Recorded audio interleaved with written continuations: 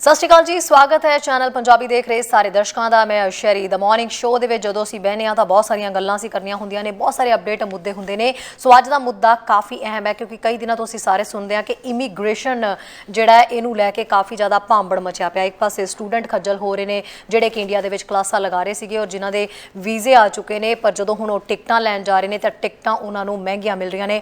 2.5 ਲੱਖ ਰੁਪਏ ਦੀ ਉਹਨਾਂ ਨੂੰ ਟਿਕਟ ਜਿਹੜੀ ਹੈ ਇੰਡੀਆ ਦੇ ਵਿੱਚ ਇਸ ਵੇਲੇ ਮਿਲ ਰਹੀ ਹੈ। ਇੱਕ ਕਾਲਾ ਬਾਜ਼ਾਰੀ ਆਪਣੇ ਪੱਧਰ ਦੇ ਉੱਤੇ ਚੱਲ ਰਹੀ ਹੈ।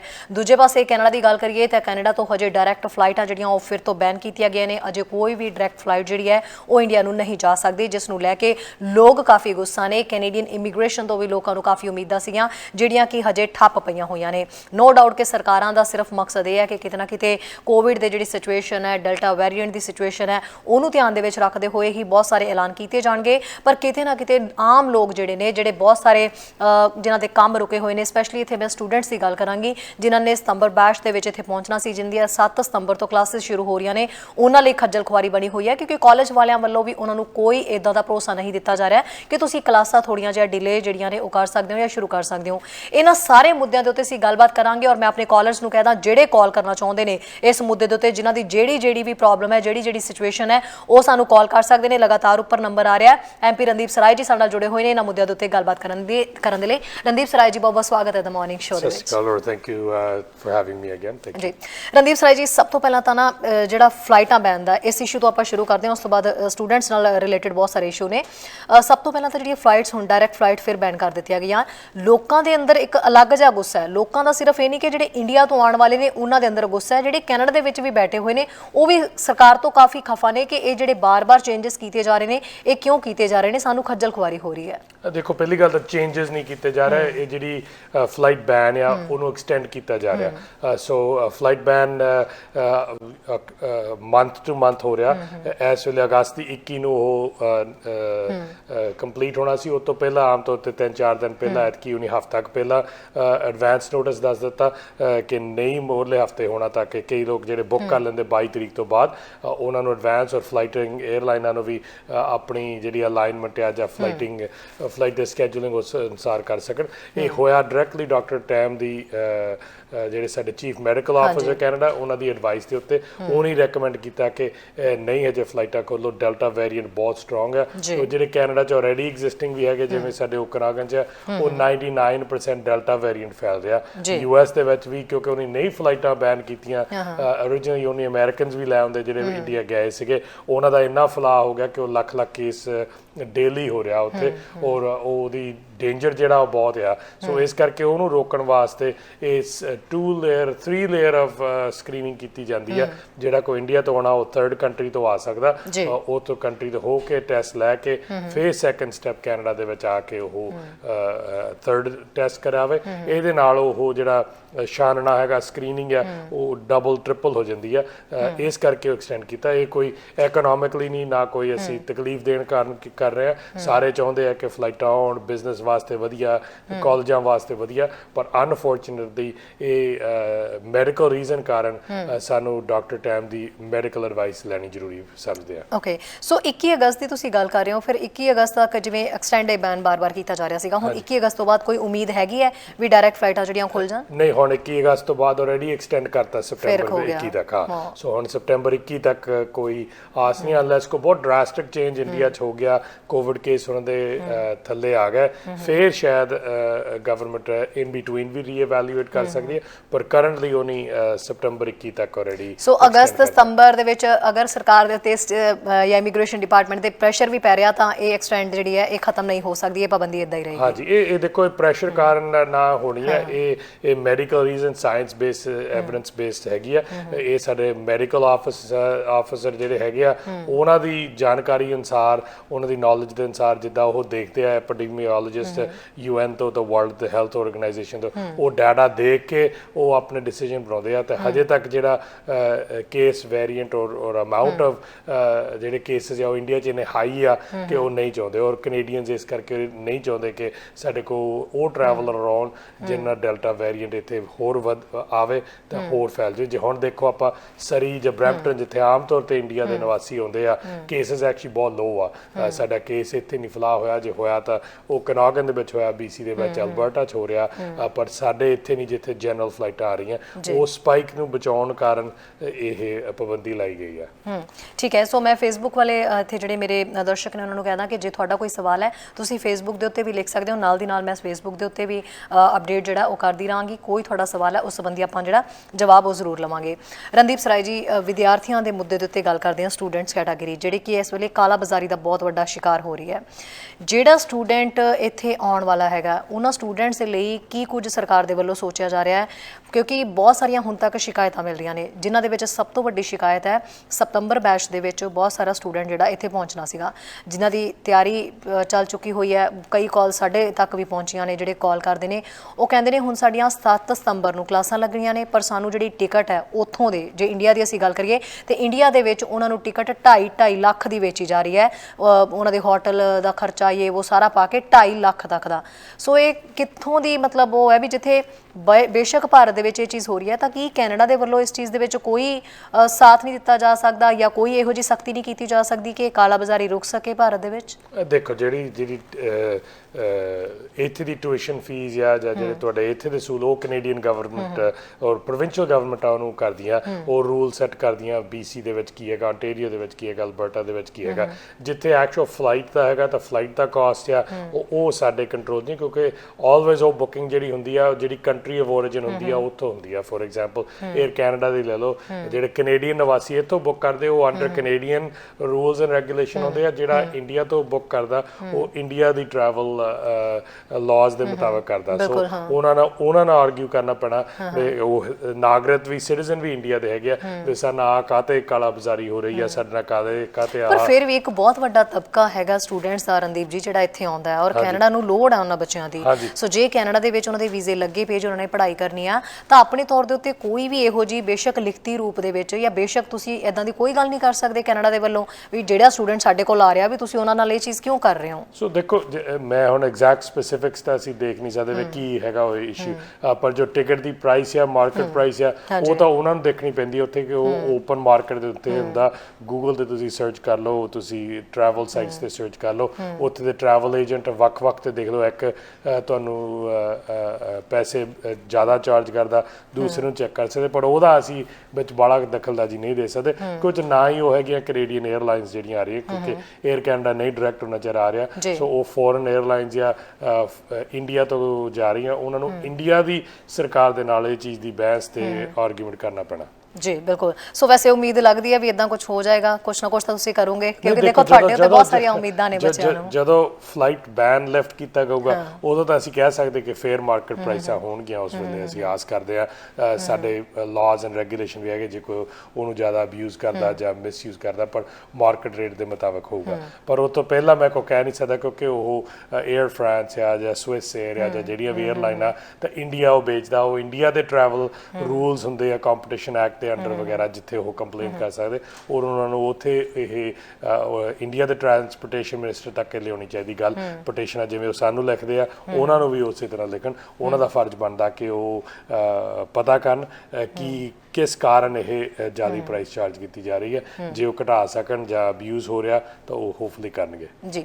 ਸੋ ਇਦਾਂ ਦੀ ਹੀ ਕਾਲਾ ਬਾਜ਼ਾਰੀ ਜਦੋਂ ਬਾਇਓਮੈਟ੍ਰਿਕ ਉਹਨਾਂ ਦੇ ਹੋ ਰਹੇ ਸੀਗੇ ਉਦੋਂ ਵੀ ਆਈ, ਉਹਨਾਂ ਦੇ ਕੋਲੋਂ ਉੱਥੇ ਚਾਰਜ ਕੀਤਾ ਜਾ ਰਿਹਾ, ਜਦਕਿ ਇਹਦੇ ਕੋਈ ਪੈਸੇ ਨਹੀਂ ਹੁੰਦੇ, ਕੋਈ ਫੀਸ ਨਹੀਂ ਹੁੰਦੀ। ਸੋ ਇਹ ਕਾਲਾ ਬਾਜ਼ਾਰੀ ਦੀ ਗੱਲ ਵੀ ਕੈਨੇਡਾ ਤੱਕ ਪਹੁੰਚੀ ਸੀਗੀ, ਔਰ ਉਦੋਂ ਵੀ ਇਹ ਕਿਹਾ ਜਾ ਰਿਹਾ ਸੀ ਵੀ ਕਮ ਸੇ ਕਮ ਕੈਨੇਡੀਅਨ MP ਹੀ ਕੁਝ ਕਰ ਦੇਣ ਕਿ ਇਮੀਗ੍ਰੇਸ਼ਨ ਨੂੰ ਕਿਤੇ ਨਾ ਕਿਤੇ ਕਹਿ ਕੇ, ਕਿਉਂਕਿ ਅੰਡਰ ਇਹਦੇ ਵੀ ਆਉਂਦੇ ਆ ਬਾਇਓਮੈਟ੍ਰਿਕ। ਸੋ ਉਹਦੇ ਲਈ ਵੀ ਕਿਹਾ ਜਾ ਰਿਹਾ ਸੀ ਵੀ ਕੋਈ ਨਾ ਕੋਈ ਐਫਰਟਸ ਕਰਨ। ਉਸ ਸੰਬੰਧੀ ਕੋਈ ਗੱਲਬਾਤ ਤੁਹਾਡੀ ਹੋਈ ਵੀ ਇਹ ਕਾਲਾ ਬਾਜ਼ਾਰੀ ਐਟਲੀਸਟ ਰੁਕੇ? ਯਾ ਦੇਖੋ, ਅਸੀਂ ਹਾਈ ਕਮਿਸ਼ਨ ਨੂੰ ਅਵੇਅਰ ਕਰਾ ਦਿੰਦੇ, ਸਾਡਾ ਗਲੋਬਲ ਫੋਰਨ ਅਫੇਅਰਸ ਵਾਲੇ ਜਿਹੜੇ ਕਿ ਇਹਨੂੰ ਹੈਂਡਲ ਕਰਦੇ ਆ ਉਹਨਾਂ ਨੂੰ ਦੱਸ ਦਿੰਦੇ ਆ, ਉਹ ਕੰਟੈਕਟ ਕਰਦੇ ਆ। ਪਰ ਅਨਫੋਰਚੂਨੇਟਲੀ ਇੰਡੀਆ ਦੀ ਜਿਹੜੀ ਇਨਫੋਰਸਮੈਂਟ ਹੈ ਉਹ ਉੱਥੇ ਹੀ ਉਹ ਕਰਨੀ ਪੈਂਦੀ ਹੈ। ਫੋਰ ਐਗਜ਼ਾਮਪਲ ਜਿਹੜੇ ਕੰਸਲਟੈਂਟ ਵੀ ਇੰਡੀਆ, ਜੇ ਤੁਸੀਂ ਦੇਖੋ ਸਾਈਨ ਲੱਗੇ ਸਾਰੇ ਵੇ ਕੈਨੇਡਾ ਆਉਣ ਲਈ ਔਰ ਗਾਰੰਟੀ ਦਿੰਦੇ ਆ ਵੀ ਅਸੀਂ ਪੱਕੇ ਤੁਹਾਨੂੰ, ਉਹਦਾ ਕਾਫੀ ਰੇਜ਼ ਸਾਡਾ ਇਮੀਗ੍ਰੇਸ਼ਨ ਮਿਨਿਸਟਰ ਜਦੋਂ ਇੰਡੀਆ ਗਏ ਵੀ ਅੱਗੇ ਉਹਨੇ ਰੇਜ਼ ਕੀਤਾ। ਉਹ ਦੋਨੇ ਚੀਫ ਮਿਨਿਸਟਰ ਉਸ ਵੇਲੇ ਪੰਜਾਬ ਦੇ ਹਰਿਆਣਾ ਨੇ ਕਿਹਾ ਕਿ ਸਾਡੇ ਕੋਲ ਨਹੀਂ ਇਹ ਕੰਟਰੋਲ ਹੋਣੀ, ਇਹ ਤਾਂ ਨੋਰਮਲ ਇੱਥੇ ਹੈਗੀ ਗੱਲ। ਪਰ ਸੋ ਉਹਦੀ ਐਨਫੋਰਸਮੈਂਟ ਜਦੋਂ ਫੋਰਨ ਲੈਂਡ ਦੇ ਵਿੱਚ ਹੁੰਦੀ ਆ ਕੈਨੇਡਾ ਕੋ, ਉੱਥੇ ਜਾ ਕੇ ਜੁਰਿਸਡਿਕਸ਼ਨ ਕਰਨੀ ਬਹੁਤ ਔਖੀ ਆ ਉਹਨਾਂ ਤੇ ਕਰ ਸਕਦੇ ਜਿਹੜੇ ਕੈਨੇਡਾ ਦੇ ਵਿੱਚ ਆਉਂਦੇ। ਸਾਡੇ ਕੋਲ ਹਾਂ ਪਾਵਰ ਹੈਗੀ ਆ, ਜੇ ਉਹ ਵਿਅਕਤੀ ਪ੍ਰੂਵ ਹੋਵੇ ਉਹ ਕਿਤੇ ਕੈਨੇਡਾ ਆਇਆ ਹੋਵੇ ਤਾਂ ਉਹਦੇ ਇੱਥੇ ਚਾਰਜ ਲੱਗ ਸਕਦੇ। ਪਰ ਅਗੇਨ ਬਹੁਤ ਮੁਸ਼ਕਿਲ ਦੇ ਨਾਲ ਤੁਸੀਂ ਇੱਕ ਫੋਰਨ ਧਰਤੀ 'ਚ ਬੈਠਾ ਵਿਅਕਤੀ ਨੂੰ ਐਨਫੋਰਸ ਕਰ ਸਕਦੇ ਕੈਨੇਡੀਅਨ ਲਾਅ ਦੇ ਉੱਤੇ। ਕੈਨੇਡਾ ਕੋਈ ਨਹੀਂ ਚਾਰਜ ਕਰਦਾ ਬਾਇਓਮੈਟ੍ਰਿਕਸ ਬਲੈਕ ਮਾਰਕੀਟ ਨੂੰ ਪ੍ਰੀਵੈਂਟ ਕਰਦਾ, ਪਰ ਇੰਡੀਆ ਦੇ ਵਿੱਚ ਅਗੇਨ ਅਰਜ ਕਰਨਾ ਪੈਂਦਾ ਇੰਡੀਅਨ ਕਾਊਂਟਰ ਪਾਰਟਸ ਨੂੰ। ਅਸੀਂ ਵੀ ਉਹਨਾਂ ਨੂੰ ਕਰਦੇ ਹਾਂ, ਸਾਡੇ ਉਸੇ ਵੇਲੇ ਇਮੀਗ੍ਰੇਸ਼ਨ ਮਿਨਿਸਟਰ ਇੰਡੀਅਨ ਅੰਬੈਸਡਰ ਨੂੰ ਦੱਸਦੇ ਆ ਕਿ ਆਹ ਚੀਜ਼ ਨੂੰ ਬੰਦ ਕਰੋ। ਸੋ ਕੋਸ਼ਿਸ਼ ਹੁੰਦੀ ਹੈ ਹਮੇਸ਼ਾ ਕਿ ਇਹਨੂੰ ਬੰਦ ਕਰੀਏ। ਸੋ ਹੁਣੇ ਕੋਸ਼ਿਸ਼ ਹੋਏਗੀ। ਹਾਂਜੀ ਬਿਲਕੁਲ ਜੀ ਬਿਲਕੁਲ। ਰਣਦੀਪ ਜੀ, ਇੱਥੇ ਕੁਝ ਫੇਸਬੁੱਕ ਵਾਲੇ ਵੀ ਹੈਗੇ ਨੇ ਆਪਣੇ ਜਿਹੜੇ ਨਾਲ ਜੁੜੇ ਹੋਏ ਨੇ ਦਰਸ਼ਕ, ਉਹਨਾਂ ਦੇ ਵਿੱਚੋਂ ਇੱਕ ਨੇ ਕੀਤਾ ਅਮਨਦੀਪ ਕੌਰ ਜਿਹੜੇ ਹੈਗੇ ਨੇ, ਅਮਨਦੀਪ ਕੌਰ ਬੱਚੂ, ਉਹਨਾਂ ਲਿਖਿਆ ਲੋਕਾਂ ਦੇ ਪੈਸੇ ਲੈ ਲਏ, ਹੁਣ ਕੈਨੇਡਾ 'ਚ ਕਰੋਨਾ ਆ ਗਿਆ। ਠੀਕ ਹੈ। ਸੋ ਇੱਕ ਮਨਿੰਦਰ ਬਰਾੜ ਲਿਖਦੇ ਨੇ ਕਿ US have more than 10,000 cases a day in India. It is 30,000 to 40,000. But why only ban on India? Why discrimination for Indian flights? 100 countries have a Delta variant, but why only India ban? ਸ਼ੋਰ। So India ਦਾ ਜਿਹੜਾ ਜਦੋਂ ਅਸੀਂ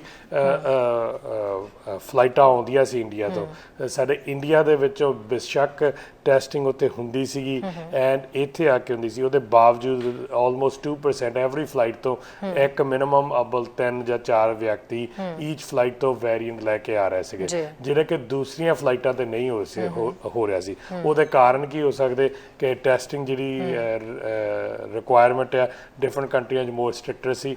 India ਦੇ ਵਿੱਚ ਸਾਨੂੰ ਬਹੁਤ ਪਤਾ ਲੱਗਾ, ਫੋਰ ਐਗਜ਼ਾਮਪਲ ਫੇਕ ਸਰਟੀਫਿਕੇਟ ਲੈ ਕੇ ਆਉਂਦੇ ਸੀ ਲੋਕ, ਆਪਣੇ ਆਪ ਹੀ ਸਰਟੀਫਿਕੇਟ ਬਣਾ ਦਿੰਦੇ ਸੀ ਕਿ ਮੈਂ ਕੋਵਿਡ ਇਨਫੈਕਟਡ ਆ, ਇਸ ਕਰਕੇ ਉਹਨੂੰ ਕੋਵਿਡ ਟੈਸਟ ਨਹੀਂ ਕਰਾਉਣਾ ਪੈਂਦਾ ਵੀ ਮੇਰਾ ਇੰਨੇ ਦਿਨ ਹੋਇਆ ਕੋਵਿਡ ਹੋਏ ਨੂੰ। ਉਹ ਫਿਰ ਬਿਨਾਂ ਟੈਸਟ ਤੇ ਆਉਂਦੇ ਸੀ ਔਰ ਉਹ ਝੂਠੇ ਜਾਲੀ ਸਰਟੀਫਿਕੇਟ ਬਣਾਉਂਦੇ ਸੀ। ਕੋਵਿਡ ਟੈਸਟ ਉਹਨਾਂ ਤੋਂ ਕਰਵਾ ਕੇ ਲੈ ਆਉਂਦੇ ਸੀ, ਫੇਕ ਨੈਗੇਟਿਵ ਟੈਸਟ ਲਿਆ ਕੇ। ਇੱਦਾਂ ਦੀਆਂ ਚੀਜ਼ਾਂ ਚੱਲ ਰਹੀਆਂ ਸੀਗੀਆਂ, ਸੋ ਜਿਹਦੇ ਕਾਰਨ ਉਹ ਆਈ ਜਾਂਦੇ ਸੀਗੇ, ਜਿਹੜਾ ਕਿ ਜੇ ਤੁਸੀਂ UK ਜਾਂ US ਜਾਂ ਹੋਰ ਥਾਵਾਂ ਤੇ ਦੇਖੋ ਉਹ ਨਹੀਂ ਉਹ ਵੇਰੀਐਂਟ ਆਉਂਦਾ ਸੀਗਾ। ਇਸੇ ਕਰਕੇ ਉਹ ਫਲਾਈਟਾਂ ਨੂੰ ਚੈੱਕ ਕਰਦੇ, ਉਹ ਟਰੈਕ ਕਰਦੇ ਆ। ਜਦੋਂ ਤੁਸੀਂ ਆ ਵੀ ਜਾਂਦੇ 4-5 ਦਿਨ ਬਾਅਦ ਜਾਂ ਹਫ਼ਤੇ ਬਾਅਦ ਜੇ ਤੁਹਾਡਾ ਕੋਵਿਡ ਹੋਇਆ, ਤੁਹਾਡੀ ਟਰੈਕਿੰਗ ਕਿਹੜੀ ਕੰਟਰੀ ਤੋਂ ਤੁਸੀਂ ਆਏ ਆ, ਕਿੱਥੋਂ ਤੁਸੀਂ ਟਰੈਵਲ ਕਰਕੇ ਆਏ। ਉਹਦੇ ਵਿੱਚ ਇੰਡੀਆ, ਪਹਿਲਾਂ ਇੰਡੀਆ ਐਂਡ ਪਾਕਿਸਤਾਨ ਦੋਨਾਂ ਦਾ ਸੀਗਾ। ਪਾਕਿਸਤਾਨ ਦਾ ਬਾਅਦ ਦੇ ਵਿੱਚ ਕਾਫੀ ਬੈਟਰ ਹੋ ਗਿਆ, ਵੇਰੀਐਂਟ ਵੀ ਕੰਟਰੋਲ ਹੋ ਗਿਆ, ਉਹ ਲਿਫਟ ਕੀਤਾ ਗਿਆ। ਇੰਡੀਆ ਦੇ ਵਿੱਚ ਹਜੇ ਵੀ ਹੈਗਾ, ਅਸੀਂ ਕੋਸ਼ਿਸ਼ ਕਰਦੇ ਹਾਂ ਕਿ ਇੰਡੀਆ ਦਾ ਵੀ ਲਿਫਟ ਹੋ ਜਾਵੇ। ਹਾਈ ਕਮਿਸ਼ਨ ਨਾਲ ਅਸੀਂ ਜਿਸ 2 ਹਫ਼ਤੇ ਹੋਏ ਗੱਲਬਾਤ ਵੀ ਕੀਤੀ ਸੀਗੀ, ਪਰ ਜਿੰਨਾ ਚਿਰ ਉਹ ਸਟਿੰਜੈਂਟ ਟੈਸਟਿੰਗ ਸਿਸਟਮ ਨਹੀਂ ਹੁੰਦਾ ਉਹਨਾਂ ਚਿਰ ਅਸੀਂ ਕੈਨੇਡੀਅਨਸ ਨੂੰ ਐਟ ਰਿਸਕ ਨਹੀਂ ਕਰ ਸਕਦੇ। ਠੀਕ ਹੈ ਜੀ।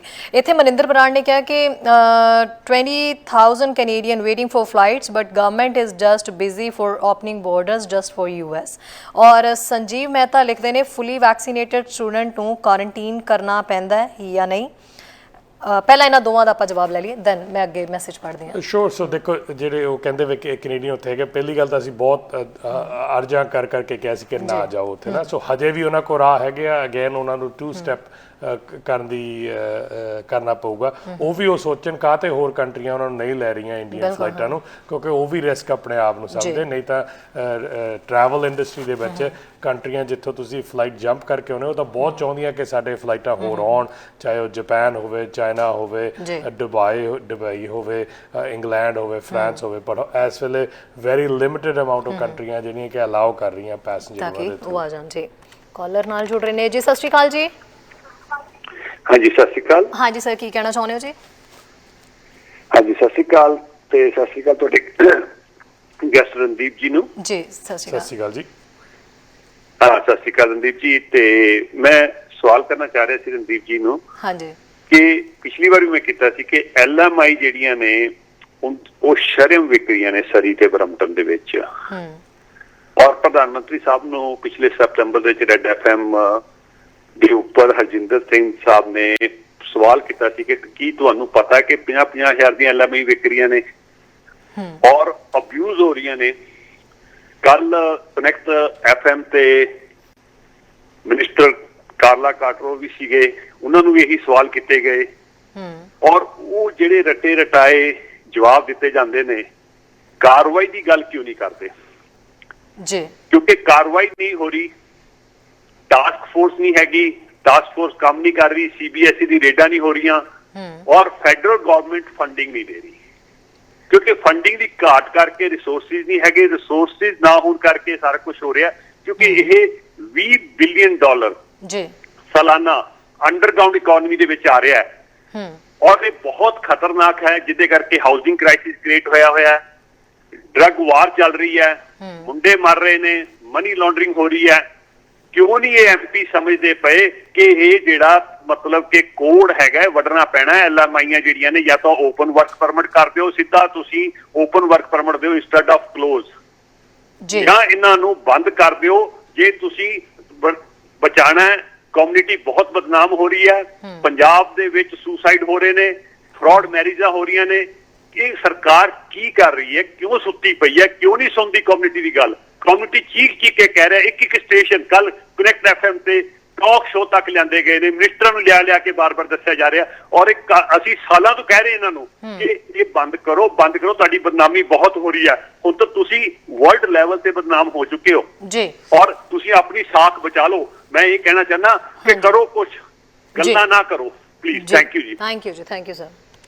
ਰਣਦੀਪ ਜੀ, ਇਹ ਮੁੱਦੇ ਨੂੰ ਲੈ ਕੇ ਬਹੁਤ ਵਾਰੀ ਲੋਕ ਕੰਸਰਨ ਹੋ ਰਹੇ ਨੇ ਔਰ ਮੁੱਦਾ ਵੈਲਿਡ ਹੈ ਕਿ ਜਿਸ ਤਰੀਕੇ ਨਾਲ ਧੜਾ 50 ਹਜ਼ਾਰ ਦੀ ਜਿਹੜੀ ਬੋਲੀ ਕਹਿ ਸਕਦੇ ਹਾਂ ਵੀ ਲੱਗਦੀ ਹੈ, ਸੋ ਇਹ ਕੀ ਇਹਦਾ ਬਣੇਗਾ? ਕਿੱਥੇ ਹੈ ਟਾਸਕ ਫੋਰਸ ਜਦੋਂ ਜਨਤਾ ਸਵਾਲ ਕਰਦੀ ਹੈ ਇਸ ਚੀਜ਼ ਦੇ? ਦੇਖੋ, ਅਸੀਂ ਜ਼ਿਆਦਾ ਇਹ ਇਸ਼ੂ ਅਸੀਂ ਲਿਆਂਦਾ ਸਾਡੇ ਫਰੰਟ ਦੇ ਵਿੱਚ।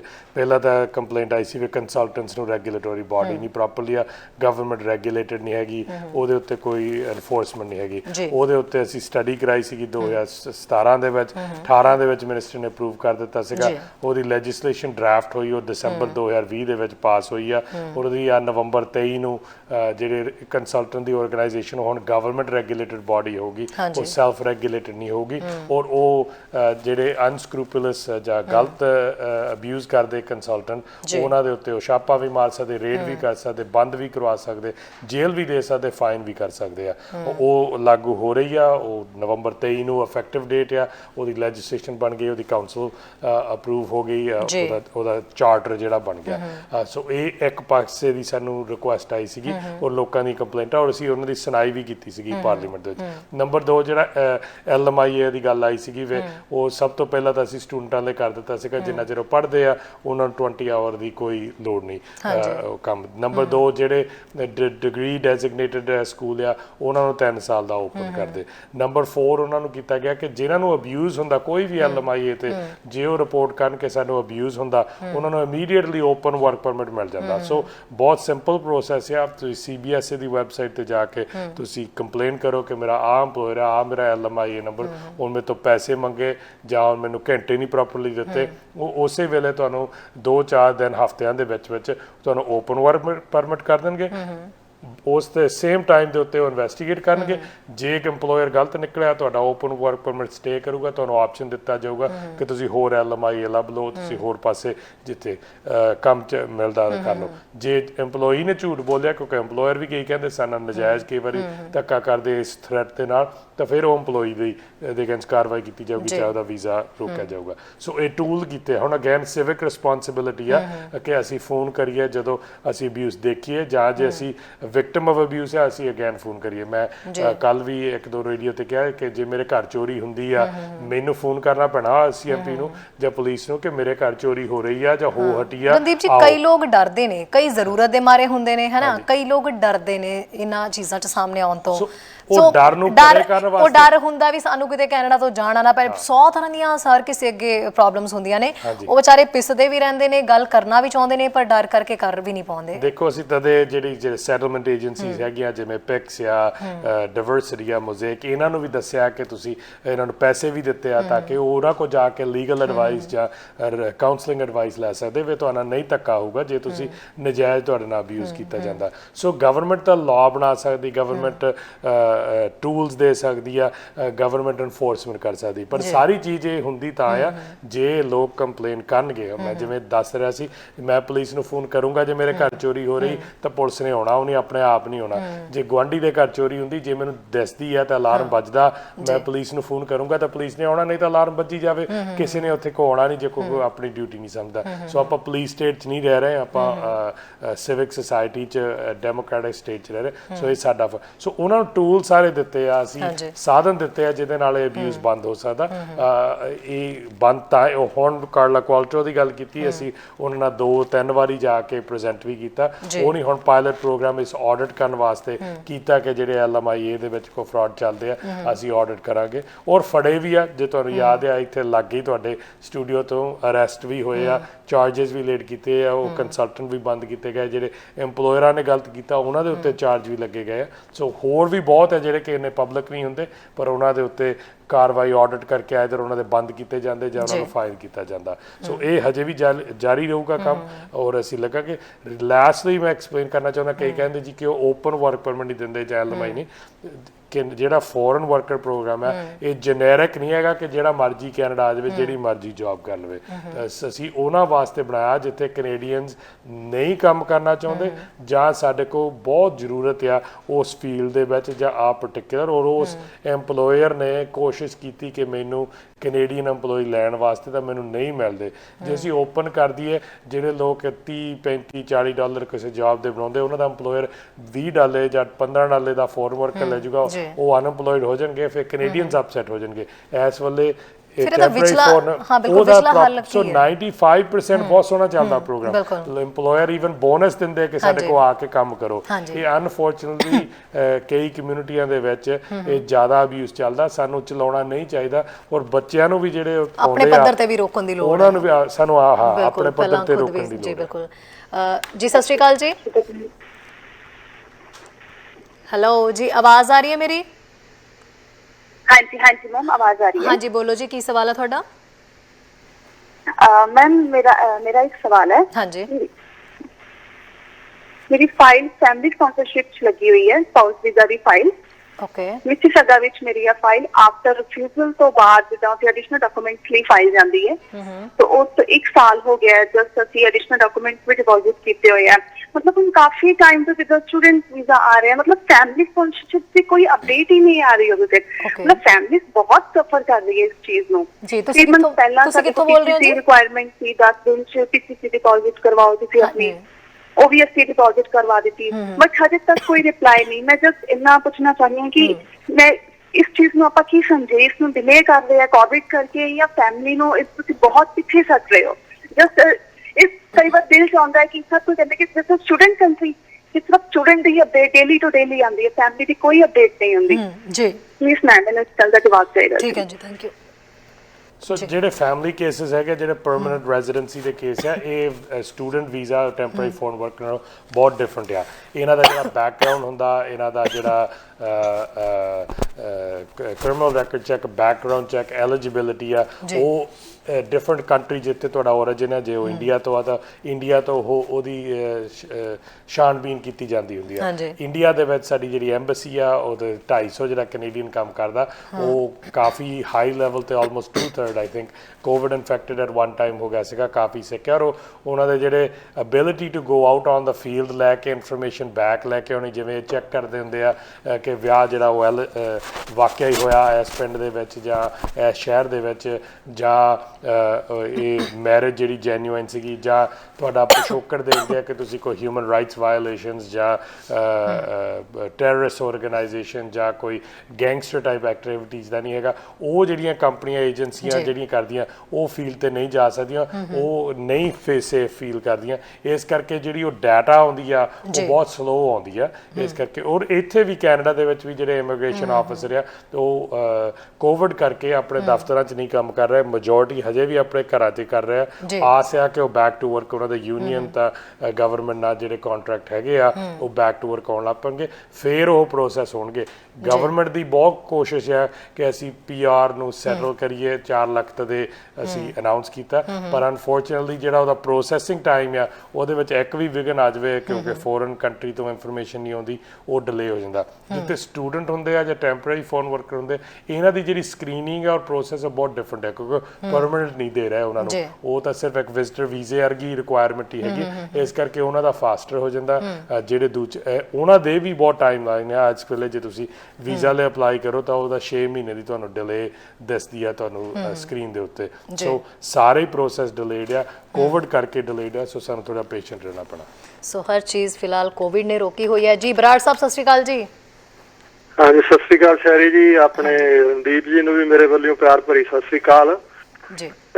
ਇਮੀਗ੍ਰੇਸ਼ਨ ਦੇ ਤਾਂ ਵੈਸੇ ਕਾਫੀ ਕੁਐਸਚਨ ਬੰਦਿਆਂ ਨੇ ਕਰ ਲਏ। ਮੇਰਾ ਤਾਂ ਇੱਕ ਥੋੜਾ ਜਿਹਾ ਹਟਮਾ ਕੁਐਸਚਨ ਹੈ ਰਣਦੀਪ ਜੀ ਨੂੰ, ਕਿਉਂਕਿ ਇਹ ਵੀ ਪ੍ਰੋਫੈਸ਼ਨਲ ਲਾਇਰ ਰਹੇ ਹੋਏ ਆ ਕਿ ਕੈਨੇਡਾ ਦੇ ਵਿੱਚ ਕੁਝ ਚੀਜ਼ਾਂ ਇਕਨੋਮਿਕਸ ਲਈ ਵੀ ਵਿਊਜ਼ ਹੋ ਰਹੀਆਂ। ਜਿੱਦਾਂ ਮੈਂ ਡਿਟੇਲ 'ਚ ਤਾਂ ਨਹੀਂ ਜਾਊਂਗਾ, ਹਿੰਟ ਦਿੰਦਾ ਨਾ ਤੋਂ ਇਹ ਸਵਾਲ ਪੁੱਛੂਗਾ ਕਿਉਂਕਿ ਇਹਦੇ ਬਾਰੇ ਇਹ ਖੋਜ ਕਰਨ। ਜਿੱਦਾਂ ਹੁਣ ਕਈ ਚੀਜ਼ਾਂ ਜਿਵੇਂ ਹੁਣ ਸਟੀਲ ਦੀਆਂ 40-30 ਫੁੱਟ ਰਾਡਾਂ ਜਿਹੜੀਆਂ ਉਹ ਕੈਨੇਡਾ ਤੋਂ ਬਾਈ ਟਰੱਕਿੰਗ USA ਦੇ ਵਿੱਚ ਜਾਂਦੀਆਂ, ਔਰ ਉਹੀ ਰਾਡਾਂ ਜਿਹੜੀਆਂ 2 ਵੀਕਾਂ ਬਾਅਦ ਇਹ ਰੀਜ਼ਨ ਕਹਿ ਕੇ ਕਿ ਸ਼ਿਪ ਜਿਹੜੇ ਆ ਉਹ ਬਹੁਤ ਬਿਜ਼ੀ ਆ, ਔਰ ਉਹ ਲਿਆ ਕੇ ਕੈਨੇਡਾ ਦੇ ਪੋਰਟਾਂ 'ਚ ਉਹ ਸੇਮ ਹੀ ਮਟੀਰੀਅਲ ਲਿਆ ਕੇ ਕੈਨੇਡਾ ਦੇ ਵਿੱਚੋਂ ਫਿਰ ਸ਼ਿਪ ਕਰਕੇ ਉਹ ਬਾਇਆ ਚਾਈਨਾ ਚਲਿਆ ਜਾਂਦਾ।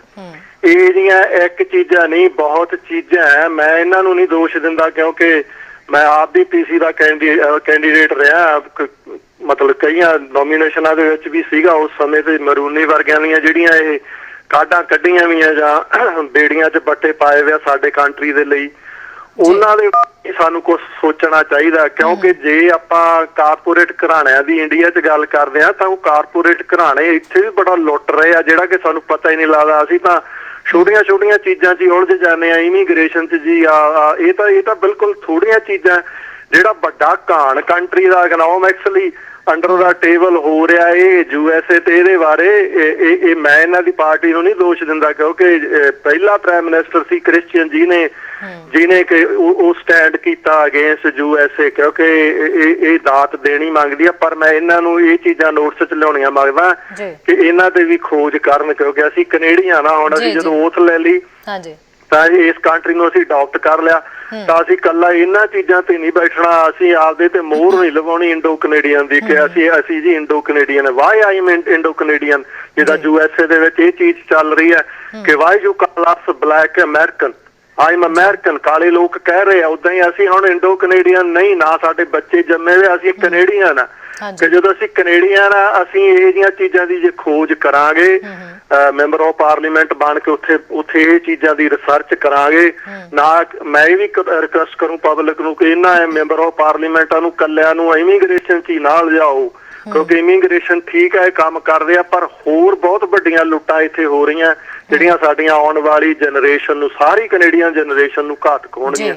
ਸੋ ਇਹਦੇ ਬਾਰੇ ਖੋਜ ਕਾਰਨ ਥੋੜਾ ਬਹੁਤਾ ਐਕਸਪਲੇਨ ਵੀ ਕਰਕੇ ਜਾਣ, ਕਿਉਂਕਿ ਥੋੜਾ ਜਿਹਾ ਕੁਐਸਚਨ ਟਫ ਹੈ, ਕਿਉਂਕਿ ਇਹਦੇ ਉੱਤੇ ਇਹ ਚੀਜ਼ਾਂ ਤਾਂ ਤੁਹਾਨੂੰ ਫਿਰ ਗਰਾਊਂਡ ਲੈਵਲ ਤੇ ਜਾ ਕੇ ਟਰੱਕਿੰਗ ਵਾਲਿਆਂ ਤੋਂ ਲੱਭਣੀਆਂ ਪੈਂਦੀਆਂ ਵੀ ਕਿੱਦਾਂ ਤੁਸੀਂ ਆਉਣੇ, ਕਿਉਂਕਿ ਗਰਾਊਂਡ ਲੈਵਲ ਤੇ ਹਰ ਚੀਜ਼ ਮਿਲੂਗੀ, ਕੱਲੀ ਕਿਤਾਬ ਚੋਂ ਤਾਂ ਮਿਲੂਗੀ ਨਹੀਂ ਉੱਥੇ, ਜਾਂ ਵਾਈਟ ਹਾਊਸ ਚੋਂ ਨਹੀਂ ਮਿਲੂਗੀ। ਗਰਾਊਂਡ ਲੈਵਲ ਤੋਂ ਹਰ ਹਕੀਕਤ ਮਿਲੂਗੀ ਜਦੋਂ ਕਿਸੇ ਚੀਜ਼ ਨੂੰ ਫੜਨਾ ਹੁੰਦਾ। ਸੋ ਮੇਰਾ ਇਹ ਕੁਐਸਚਨ ਹੈ। ਸੋ ਧੰਨਵਾਦ ਇਹਨਾਂ ਦਾ, ਇਹ ਕੰਮ ਕਰ ਰਹੇ ਆ, ਇਹਨਾਂ ਨੂੰ ਹੋਰ ਜ਼ੋਰ ਲਾਉਣਾ ਚਾਹੀਦਾ ਕਿਉਂਕਿ ਸਾਨੂੰ ਵੀ ਨੈਗੇਟਿਵ ਨਹੀਂ ਹੋਣਾ ਚਾਹੀਦਾ, ਇਹਨਾਂ ਦੇ ਨਾਲ ਖੜਨਾ ਚਾਹੀਦਾ ਕਿਉਂਕਿ ਇਹ ਵੀ ਸਾਡੇ ਆ, ਇਹ ਵੀ ਸਾਡੇ ਵਰਗੇ ਆ। ਪਰ ਇਹਨਾਂ ਨੂੰ ਇਹ ਵੀ ਕੀ ਕਰਨ, ਕਿਉਂਕਿ ਜਦੋਂ ਅਸੀਂ ਗਰਾਊਂਡ ਲੈਵਲ ਤੇ ਇੰਨੇ ਸਾਡਾ ਪੈਸੇ ਨੂੰ ਅਸੀਂ ਮੁੱਖ ਰੱਖ ਲਿਆ, ਹਰ ਚੀਜ਼ ਦੇ ਵਿੱਚ ਪੈਸਾ ਪੈਸਾ ਪੈਸਾ, ਇਹ ਸਾਡਾ ਆਪਦਾ ਵੀ ਕਸੂਰ ਆ public the. So thank you ਤੁਹਾਡਾ ਬਹੁਤ ਸਮਾਂ ਦੇਣ ਦਾ। ਬਿਲਕੁਲ ਜੀ, ਥੈਂਕ ਯੂ ਸੋ ਮਚ ਜੀ। ਸਤਿ ਸ਼੍ਰੀ ਅਕਾਲ।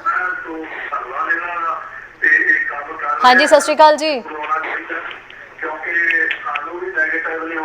ਨਾਹਲ ਜੀ, ਮੇਰੀ ਆਵਾਜ਼ ਆ ਰਹੀ ਹੈ ਜੀ? ਓਕੇ, ਤੁਸੀਂ ਟੀਵੀ ਦੀ ਵੋਲਿਊਮ ਘਟਾਓ ਜੀ।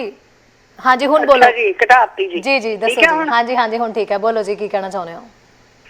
ਹਾਂਜੀ, ਮੇਰਾ ਤਾਂ ਇਹ ਸਵਾਲ ਆ ਵੀ ਮੇਰੀ ਬੇਟੀ ਬਹੁਤ ਬਿਮਾਰ ਆ ਐਂਡ ਤੇ ਹੁਣ ਉਹਨਾਂ ਨੂੰ ਕੈਂਸਰ ਬਹੁਤ ਜ਼ਿਆਦਾ ਆ, ਤੇ ਮੈਂ ਚਾਹੁੰਦੀ ਆ ਵੀ ਮੈਂ ਇਹਨੂੰ ਬਹੁਤ ਜ਼ਿਆਦਾ ਡਿਪਰੈਸ਼ਨ ਆ, ਮੈਨੂੰ ਰਾਤ ਨੂੰ ਨੀਂਦ ਨਹੀਂ ਆਉਂਦੀ। ਮੈਂ ਕਿਸੇ ਨੂੰ ਐਮਰਜੈਂਸੀ 'ਚ ਬੁਲਾ ਸਕਦੀ ਹਾਂ? ਜਿਵੇਂ ਕੋਈ ਉਦਾਂ ਮੇਰੇ ਰਿਸ਼ਤੇਦਾਰ ਤਾਂ ਕੋਈ ਇੰਨੇ ਹੈ ਨਹੀਂ, ਫੈਮਿਲੀ ਫਰੈਂਡ ਜੇ ਕੁੜੀ ਨੂੰ ਕਿਸੇ ਨੂੰ ਸੱਦਣਾ ਹੋਵੇ, ਮੈਂ ਕਿੱਦਾਂ ਬੁਲਾ ਸਕਦੀ ਹਾਂ, ਕੀ ਕਰ ਸਕਦੀ? ਜੀ ਨਾਹਲ ਜੀ, ਬਿਲਕੁਲ ਇਸ ਸੰਬੰਧੀ ਅਸੀਂ ਗੱਲ ਕਰਦੇ ਹਾਂ ਜੀ। ਥੈਂਕ ਯੂ ਜੀ। ਹਾਂਜੀ, ਓਕੇ।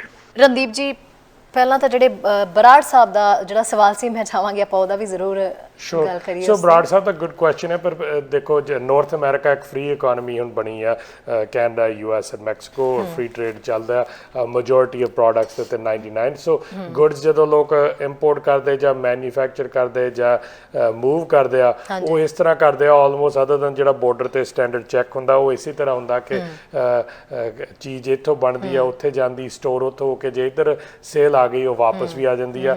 ਇੱਕ ਗੱਡੀ ਬਣਦੀ ਆ ਜਿਹੜੀ ਡਿਟਰੋਇਟ ਦੇ ਵਿੱਚ ਬਣਦੀਆਂ ਜਾਂ ਆਸ਼ਵਾ 'ਚ ਬਣਦੀਆਂ, ਕੈਨੇਡਾ ਸਾਈਡ ਜਾਂ US ਸਾਈਡ, ਉਹ ਐਵਰੇਜ ਅਸੀਂ ਮੈਂ ਟ੍ਰੇਡ ਕਮੇਟੀ ਤੇ ਹੈਗਾ, ਆਈ ਥਿੰਕ 7 ਵਾਰੀ ਕਾਰ ਦੇ ਪਾਰਟਸ ਜਿਹੜੇ ਬੈਕ ਐਂਡ ਫੋਰਥ ਕੈਨੇਡਾ ਤੇ US ਦੇ ਵਿੱਚ ਜਾਂਦੇ ਆ। ਸੋ ਇਹ ਬਹੁਤ ਕਾਮਨ ਚੀਜ਼ ਆ।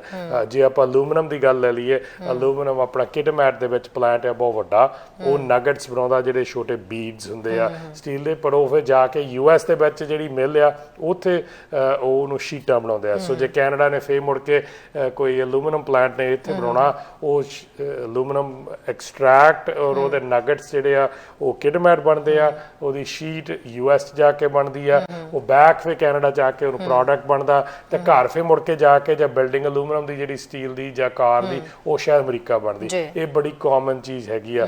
ਲੰਬਰ ਵੀ ਇਸੇ ਤਰ੍ਹਾਂ, ਲੰਬਰ ਉਦੋਂ ਬੈਕ ਐਂਡ ਫੋਰਥ ਘੱਟ ਆਉਂਦਾ ਕਿਉਂਕਿ ਉਹਦੀ ਡਿਊਟੀ ਅਮਰੀਕਾ ਨੇ ਲਾਈ ਆ, ਉਹਦਾ ਡਿਸਪਿਊਟ ਚੱਲ ਰਿਹਾ, ਪਰ ਹੋਰ ਸਾਰੇ ਪ੍ਰੋਡਕਟਸ ਜਿਹੜੇ ਸਾਡੇ ਇਸ ਤਰ੍ਹਾਂ ਬੈਕ ਐਂਡ ਫੋਰਥ ਆਮ ਆਉਂਦੇ ਆ। ਜੇ ਇੱਥੇ ਸ਼ੋਰਟੇਜ ਆ ਉਹ ਰਾਈਟ ਵੇ US ਤੋਂ ਪਿਕ ਕਰ ਲੈਂਦੇ, ਉਹ duty free back and fourth. ਹਾਂ, ਕੋਈ ਸਪੈਸੀਫਿਕਸ ਜਿਹੜੀ ਹੈਗੀ ਆ ਉਹ ਬਰਾੜ ਸਾਹਿਬ ਕਿਤੇ ਮੈਨੂੰ ਦੱਸਣ ਤਾਂ ਮੈਂ ਉਹਦਾ ਵੀ ਡਿਸਕਸ ਕਰ ਸਕਦਾ, ਪਰ ਉੱਦਾਂ ਜਨਰਲੀ ਅਸੀਂ ਵੀ ਇਨਕਰੇਜ ਕਰਦੇ ਹੁੰਦੇ ਫੋਰਨ ਕੰਪਨੀਆਂ ਨੂੰ ਵੀ ਕੈਨੇਡਾ 'ਚ ਆ ਕੇ ਸੈੱਟ ਕਰੋ ਆਪਣਾ ਬੇਸ। ਤੁਹਾਨੂੰ ਜਦੋਂ ਕੈਨੇਡਾ ਸੈੱਟ ਕਰਦੇ ਤੁਹਾਨੂੰ ਇਵੇਂ ਆ ਕਿ ਤੁਹਾਨੂੰ ਸਾਰੀ US ਮਾਰਕੀਟ ਵੀ ਉਸੇ ਤਰ੍ਹਾਂ ਮਿਲਦੀ ਹੈ। ਇਨਫੈਕਟ ਤੁਹਾਨੂੰ ਯੂਰਪ ਦੀ ਮਾਰਕੀਟ ਵੀ ਐਕਸੈਸ ਡਿਊਟੀ ਫ੍ਰੀ ਟ੍ਰੇਡ ਦੇ ਨਾਲ ਕੈਨੇਡਾ ਤੋਂ ਮਿਲਦੀ ਹੈ। 1.5 ਬਿਲੀਅਨ ਲੋਕਾਂ ਦੀ ਮਾਰਕੀਟ ਅਸੀਂ ਖੋਲੀ ਆ ਫ੍ਰੀ ਟ੍ਰੇਡ, ਜਿਹੜੀ ਕੈਨੇਡਾ 'ਚ ਬੈਠ ਕੇ ਤੁਸੀਂ ਕਰ ਸਕਦੇ। ਪਰ ਉਹਦੇ ਨਾਲ ਇਹ ਦੱਸਣੇ ਸਾਨੂੰ ਕਈ ਵਾਰੀ ਚੀਜ਼ਾਂ ਵੀ ਆ ਮੈਂ ਇੱਥੋਂ ਉੱਧਰ ਭੇਜੀ, ਉੱਧਰੋਂ ਫੇਰ ਵਾਪਸ ਕਿਉਂ ਆ ਰਹੀ, ਇਹ ਚੀਜ਼ਾਂ ਮੂਵ ਆਲਵੇਜ਼ ਹੁੰਦੀਆਂ ਰਹਿੰਦੀਆਂ। ਬਿਲਕੁਲ।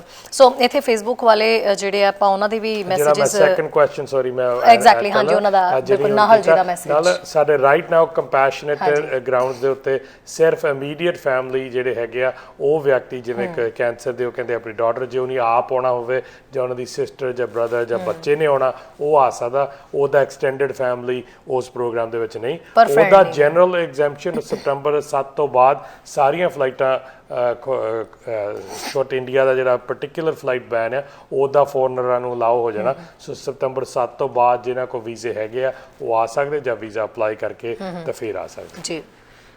ਕੈਲਗਰੀ ਤੋਂ ਜਿਹੜੇ ਕਾਲਰ ਕਾਲ ਕਰ ਰਹੇ ਸੀ ਦੁਬਾਰਾ ਕਰ ਸਕਦੇ ਨੇ। ਇੱਥੇ ਫੇਸਬੁੱਕ ਦੇ ਮੈਂ ਜਿਹੜੇ ਫਰੈਂਡਸ ਹੈ ਉਹਨਾਂ ਦਾ ਵੀ ਮੈਸੇजेस ਆਪਾਂ ਪੜ੍ਹੀਏ। ਰਣਦੀਪ ਜੀ, ਪ੍ਰਿਤਪਾਲ ਸਿੰਘ ਸੇਖੋ ਕਹਿੰਦੇ ਨੇ ਕਰੋਨਾ ਪੋਜ਼ਿਟਿਵ ਸਰਟੀਫਿਕੇਟ ਦਾ ਕੀ ਆ, ਝੱਟ ਨਕਲੀ ਬਣ ਜਾਂਦਾ ਹੈ। ਇਹੀ ਮੁੱਖ ਕਾਰਨ ਹੈ ਕਿ 21 ਸਤੰਬਰ ਤੱਕ ਭਾਰਤ ਤੋਂ ਕੈਨੇਡਾ ਸਿੱਧੀਆਂ ਉਡਾਨਾਂ ਬੰਦ ਹੋਣ ਦਾ। ਸਾਨੂੰ ਚਲਾਕੀਆਂ ਆਉਂਦੀਆਂ ਨੇ ਤੇ ਅਗਲਿਆਂ ਨੂੰ ਰਾਹ ਡੱਕਣੇ। ਕੁਝ ਕੁ ਦੀਆਂ ਗਲਤੀਆਂ ਸਾਰਿਆਂ ਨੂੰ ਖੱਜਲ ਜਿਹੜੀਆਂ ਉਹ ਕਹਿੰਦੇ ਉਹ ਕਰਨਗੀਆਂ। ਸੋ ਅਮਨਦੀਪ ਸਿੰਘ ਖਾਲਸਾ ਨੇ ਇੱਥੇ ਲਿਖਿਆ ਕਿ why other country citizens are not allowed to get registered as ICCRC, especially Commonwealth citizens like Australia and UK. ਸੋ ਅਗਲੇ ਹੈਗੇ ਨੇ ਕਰਮਜੀਤ ਕੌਰ ਜਿਨ੍ਹਾਂ ਨੇ ਲਿਖਿਆ ਟਿਕਟ ਦੇ ਰੇਟਸ ਤੇ ਐਕਸ਼ਨ ਜ਼ਰੂਰ ਲੈਣਾ ਚਾਹੀਦਾ ਹੈ ਕੈਨੇਡੀਅਨ ਗਵਰਨਮੈਂਟ ਨੂੰ। ਤੇ ਰਮਨਪ੍ਰੀਤ ਸਿੰਘ ਲਿਖਦੇ ਨੇ ਸਰ ਇੰਡੀਆ ਵਿੱਚ ਕਰੋਨਾ ਬਹੁਤ ਆ ਰਿਹਾ। ਸੋ ਇਹ ਮੈਸੇजेस ਨੇ। ਇੱਕ ਕਾਲਰ ਵੀ ਨਾਲ ਜੁੜ ਰਹੇ ਨੇ, ਇਹਨਾਂ ਦੀ ਕਾਲ ਵੀ ਅਟੈਂਡ ਕਰੀਏ ਨਾਲ। ਜੀ ਸਤਿ ਸ਼੍ਰੀ ਅਕਾਲ ਜੀ। ਹਾਂ ਸਤਿ ਸ਼੍ਰੀ ਅਕਾਲ ਬੇਟਾ। ਇੱਕ ਨਾ ਨਵਦੀਪ ਜੀ ਨੂੰ ਹੋਰ ਬੇਨਤੀ ਕਰਨੀ ਆ। ਹਾਂਜੀ। ਕੁਛ ਨਾ ਬੇਟਾ ਕੇਸ ਇਦਾਂ ਦੇ ਸੀਗੇ ਜਿਵੇਂ ਨਾ ਪੇਰੈਂਟਸ ਦੇ ਨਾਲ ਉਹਨਾਂ ਦੀ ਡਿਪੈਂਡੈਂਟ ਲੜਕੀ ਨੇ ਆਉਣਾ ਸੀਗਾ। ਅੱਛਾ ਜੀ। ਉਹ ਇਮੀਗ੍ਰੇਸ਼ਨ ਅਫਸਰ ਨੇ ਪੇਰੈਂਟ ਨੂੰ ਵੀਜ਼ਾ ਲਾਤਾ ਸੀ, ਡਿਪੈਂਡੈਂਟ ਲੜਕੀ ਦਾ ਉਹਨਾਂ ਨੇ ਨਾਂ ਕੱਟਤਾ, ਚਾਹੇ ਐਜੂਕੇਸ਼ਨ ਦਾ ਜਾਂ ਕੋਈ ਹੋਰ। ਉਹ ਲੜਕੀ ਉਹਨਾਂ ਨੇ ਇੰਡੀਆ ਵਿਆਹਤੀ ਤੇ ਉਹਨਾਂ ਨੇ ਰਿਸ਼ਤਾ ਲੈ ਲਿਆ ਵੀ ਚਲੋ ਇਹਦੇ ਮਾਂ ਪਿਓ ਕੈਨੇਡਾ 'ਚ ਨੇ ਤੇ ਇਹ ਸਾਡਾ ਮੁੰਡਾ ਵੀ ਚਲਾ ਜਾਊਗਾ। ਹਾਂਜੀ। ਪਰ ਬੇਟਾ ਉਹ ਜਿਹੜੇ ਹੁਣ ਪੇਰੈਂਟਸ ਆ ਉਹਨਾਂ ਕੋਲ ਕੋਈ ਹੈ ਹੀ ਨਹੀਂ ਇਹ ਚਾਰਾ ਵੀ ਉਹਨੂੰ ਆਪਦੀ ਲੜਕੀ ਨੂੰ ਤੇ ਆਪਦੇ ਸਾਨ-in-law ਨੂੰ ਜਾਂ ਉਹਦੇ ਇੱਕ ਅੱਧਾ ਬੱਚਾ ਉਹਨੂੰ ਸੱਦ ਸਕਣ। ਤੇ ਇਹ ਵੀ ਨਾ ਸਰਾਏ ਸਾਹਿਬ ਬੇਨਤੀ ਹੈ ਵੀ ਜਿਹੜੇ ਫੈਮਿਲੀ ਰੀਯੂਨੀਅਨ ਆ ਇਹਦੇ ਵਿੱਚ ਜਿਹੜੀਆਂ ਏਦਾਂ ਦੀਆਂ ਲੜਕੀਆਂ ਨੇ ਨਾ ਉਹਨਾਂ ਦੀ ਬੜੀ ਉੱਥੇ ਲਾਈਫ ਮਾੜੀ ਆ। ਉਹ ਗਾਲਾਂ ਕੱਢੀ ਜਾਂਦੇ ਸਾਰਾ ਦਿਨ ਬਈ ਅਸੀਂ ਤਾਂ ਸੋਚਿਆ ਸੀ ਵੀ ਤੇਰੇ ਮਾਂ ਪਿਓ ਉੱਥੇ ਆ, ਸਾਡਾ ਮੁੰਡਾ ਨਿਕਲ ਜੂਗਾ। ਪਰ ਉਹ ਬੜਾ ਹੀ ਨਾ ਵੱਡਾ ਆਪਣੇ ਸਰਾਏ ਸਾਹਿਬ ਤੁਹਾਨੂੰ ਪਤਾ ਲੱਗਣਾ। ਇਹ ਥੋੜੇ ਜਿਹੇ ਕੇਸ ਆ ਜੇ ਇਹ ਵੀ ਨਾਲ ਵਿੱਚ ਪਾ ਦਿਓ ਜੀ। ਜੀ ਬਿਲਕੁਲ ਜੀ, thank you ji, thank you. ਹਾਂਜੀ ਰਣਦੀਪ ਜੀ, ਇਦਾਂ ਦੇ ਕੇਸਾਂ ਤੇ ਆਈ ਥਿੰਕ ਆਪਾਂ ਪਹਿਲਾਂ ਵੀ ਡਿਸਕਸ ਪਰ ਕਰ ਆਈ ਚੁੱਕੇ ਥਿੰਕ ਹਾਂ। ਸਾਡਾ ਇਹ ਤਾਂ ਲਾਅ ਬਹੁਤ ਚਿਰਾਂ ਦਾ ਕਿ ਜੇ ਤੁਸੀਂ ਮੈਰਿਡ ਤੁਹਾਡਾ ਬੱਚਾ ਹੈਗਾ ਉਹ ਡਿਪੈਂਡੈਂਟ ਚਾਈਲਡ ਨਹੀਂ, ਉਸ ਤੋਂ ਬਾਅਦ ਤਾਂ ਨਾ ਕੋਈ ਉਹਨਾਂ ਨੂੰ ਮੰਗਾ ਸਕਦਾ, ਉਹ ਹੋਰ ਰੂਟ ਰਾਹੀਂ ਐਕਸਪ੍ਰੈਸ ਐਂਟਰੀਜ਼ ਪੁਆਇੰਟਾਂ ਰਾਹੀਂ ਟੈਂਪਰੇਰੀ ਫੋਰਨ ਵਰਕਰ ਰਾਹੀਂ ਆ ਸਕਦੇ ਆ, ਪਰ ਐਜ਼ ਅ ਪੈਰੈਂਟਸ ਦੇ ਡਿਪੈਂਡੈਂਟ, ਕਿਉਂਕਿ ਡਿਪੈਂਡੈਂਟ ਨਹੀਂ ਜਦੋਂ ਵਿਆਹ ਹੋ ਜਾਂਦੇ ਆ ਉਹ ਡਿਪੈਂਡੈਂਟ ਨਹੀਂ ਹੈਗੇ, ਔਰ ਉਹ ਇਸ ਚੀਜ਼ ਕਰਕੇ ਲਾਅ ਬਹੁਤ ਮੁਸ਼ਕਿਲ ਹੈ ਔਰ ਉਹ ਨਹੀਂ ਪ੍ਰੋਬਬਲੀ ਚੇਂਜ ਹੋਣਾ। ਆਈ ਥਿੰਕ ਹੋਰ ਤੁਹਾਡੇ ਕਾਲਰ ਦਾ ਹੁਣ ਮੈਨੂੰ ਯਾਦ ਵੀ ਭੁੱਲਣ ਪਿਆ ਹੋਵੇ ਕਿ ਜੀ ਬਿਲਕੁਲ, ਇਹ ਸੀਗੇ ਇੱਕ ਪ੍ਰਿਤਪਾਲ ਸਿੰਘ ਸੇਖੋਂ, ਆਪਾਂ ਨਾਲ ਮੈਂ ਤੁਹਾਨੂੰ ਦੱਸਦੀ ਹਾਂ ਇਹਨਾਂ ਦੇ ਨਾਮ। ਇਹਨਾਂ ਨੇ ਇਹ ਚੀਜ਼ ਲਿਖੀ ਸੀ ਵੀ ਇੱਕ ਦੀ ਗਲਤੀ ਜਿਹੜੀ ਉਹ ਸਾਰਿਆਂ ਨੂੰ ਭੁਗਤਣੀ ਪੈਂਦੀ ਹੈ, ਕਿਉਂਕਿ ਗਲਤ ਤਰ੍ਹਾਂ ਦੇ ਮੈਂ ਅੱਗੇ ਵੀ ਦੱਸਿਆ ਸੀਗਾ ਕਿ ਜਿਹੜੇ ਜਾਲੀ ਸਰਟੀਫਿਕੇਟ ਬਣ ਰਹੇ ਆ ਉਹਦੇ ਕਾਰਨ ਬਹੁਤ ਲੋਕ ਈਵਨ ਦੋ ਸਰਟੀਫਿਕੇਟ ਲੈ ਕੇ ਆ ਰਹੇ ਸੀਗੇ, ਉਹ ਡੈਲਟਾ ਵੇਰੀਐਂਟ ਕੈਨੇਡਾ ਚ ਆ ਰਿਹਾ ਸੀਗਾ। ਸੋ ਅਮਨਦੀਪ ਸਿੰਘ ਖਾਲਸਾ ਨੇ ਜਿਨ੍ਹਾਂ ਨੇ ਲਿਖਿਆ ਵੀ why other countries citizens are not allowed to get registered as ICCRC specially commonwealth citizen like Australian and UK।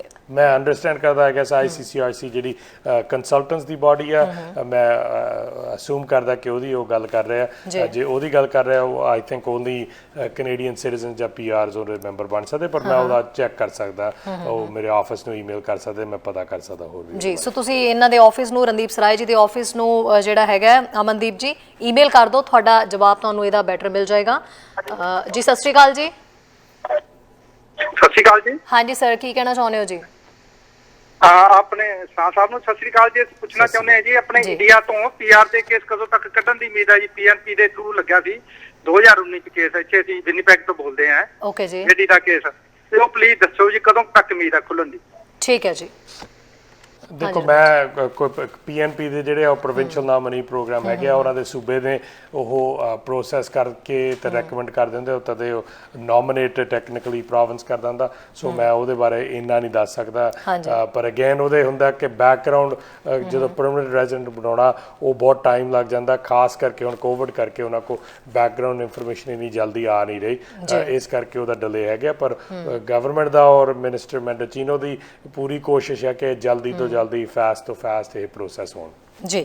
ਸੋ ਇੱਥੇ ਰਣਦੀਪ ਜੀ ਜਿਹੜੇ ਹੈਗੇ ਨੇ ਕਰਮਜੀਤ ਕੌਰ, ਇਹਨਾਂ ਨੇ ਲਿਖਿਆ ਟਿਕਟ ਦੇ ਰੇਟਸ ਤੇ ਐਕਸ਼ਨ ਜ਼ਰੂਰ ਲੈਣਾ ਚਾਹੀਦਾ ਹੈ ਕੈਨੇਡੀਅਨ ਗਵਰਨਮੈਂਟ ਨੂੰ। ਦੇਖੋ, ਇਹ ਲੋਕਾਂ ਨੂੰ ਅੰਡਰਸਟੈਂਡ ਕਰਨਾ ਚਾਹੀਦਾ ਕਿ ਅਸੀਂ ਇੰਡੀਆ ਦੀ ਗਵਰਨਮੈਂਟ ਜਾਂ ਇੰਡੀਆ ਦੇ ਲੋਕਾਂ ਨੂੰ ਹੋਪ ਹੈ ਕਿ ਅਸੀਂ ਕੈਨੇਡਾ ਜਾ ਰਹੇ ਹਾਂ, ਕੈਨੇਡਾ ਦੀ ਇਕਨੋਮੀ ਦੇ ਵਿੱਚ ਵੀ ਅਸੀਂ ਆਪਣਾ ਹਿੱਸਾ ਪਾਵਾਂਗੇ। ਪਰ ਅਸੀਂ ਉਹ ਟਿਕਟ ਦੀ ਪ੍ਰਾਈਸਿੰਗ ਦੇ ਉੱਤੇ ਕੋਈ ਕੰਟਰੋਲ ਨਹੀਂ ਕਰ ਸਕਦੇ।